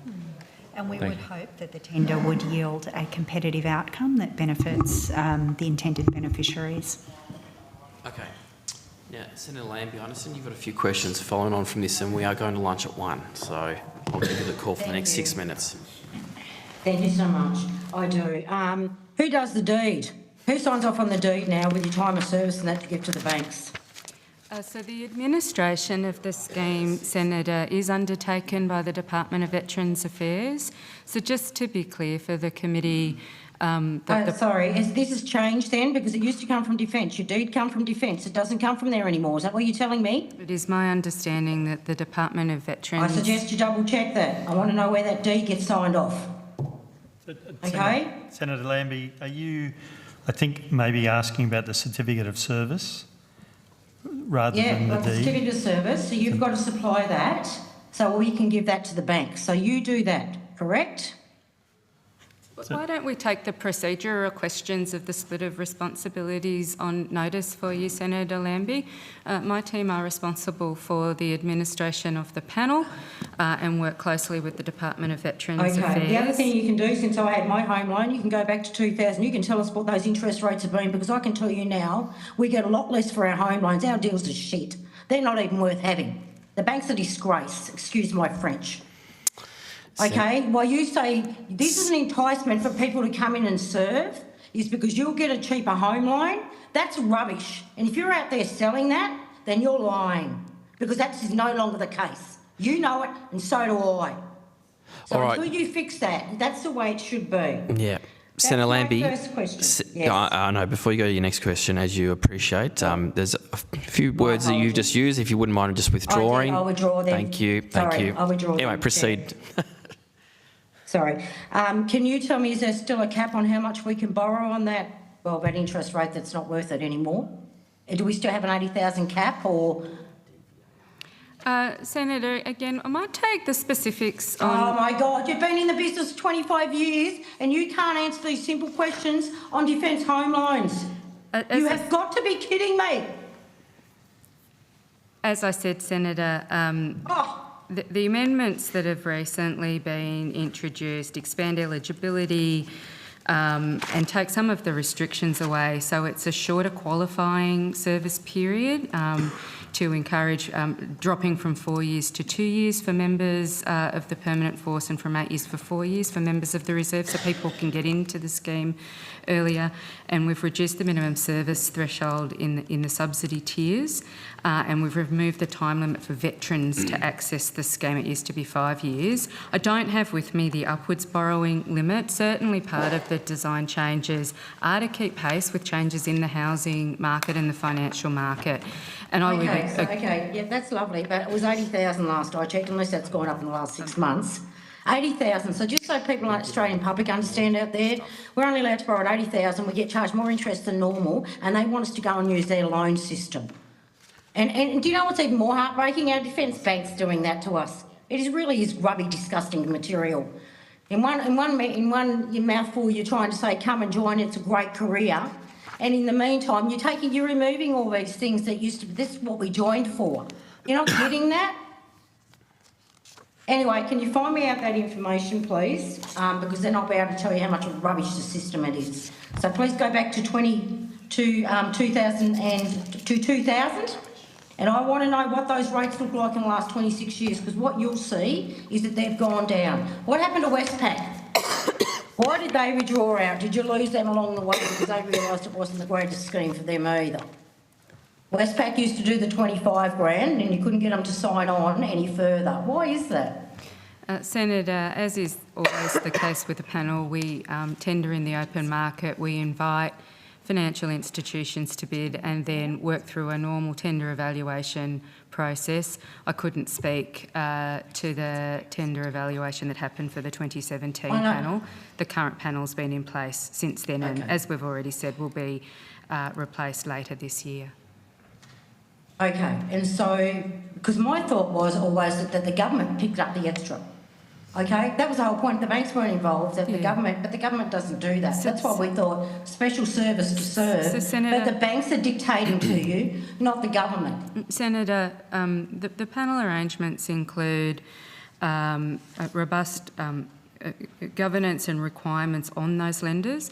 You're right, the Commonwealth does pay the subsidy that goes towards the interest rates. That's a substantial... Oh, so how come it's been paying us less? They're trying to get us to all join over the last 15 years. How disgusting are the government? We get a worse deal than what we've ever got. Don't listen till it's fixed. Senator, the government, as part of the recruitment and retention initiatives aimed at the ADF workforce and to make this scheme easier to qualify for and more attractive, does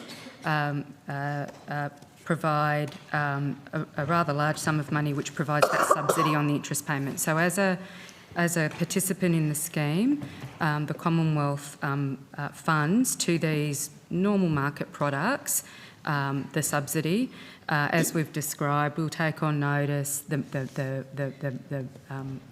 structure within the panel and the arrangements within that, and we can get that to you in some detail. The government just says you're going to get 2% less than the market price, and that is what you're going to do with the defence personnel. But you don't want to do that.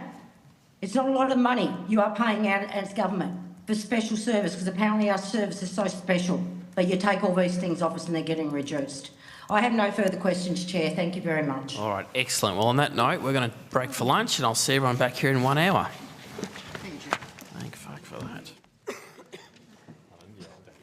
Just swear.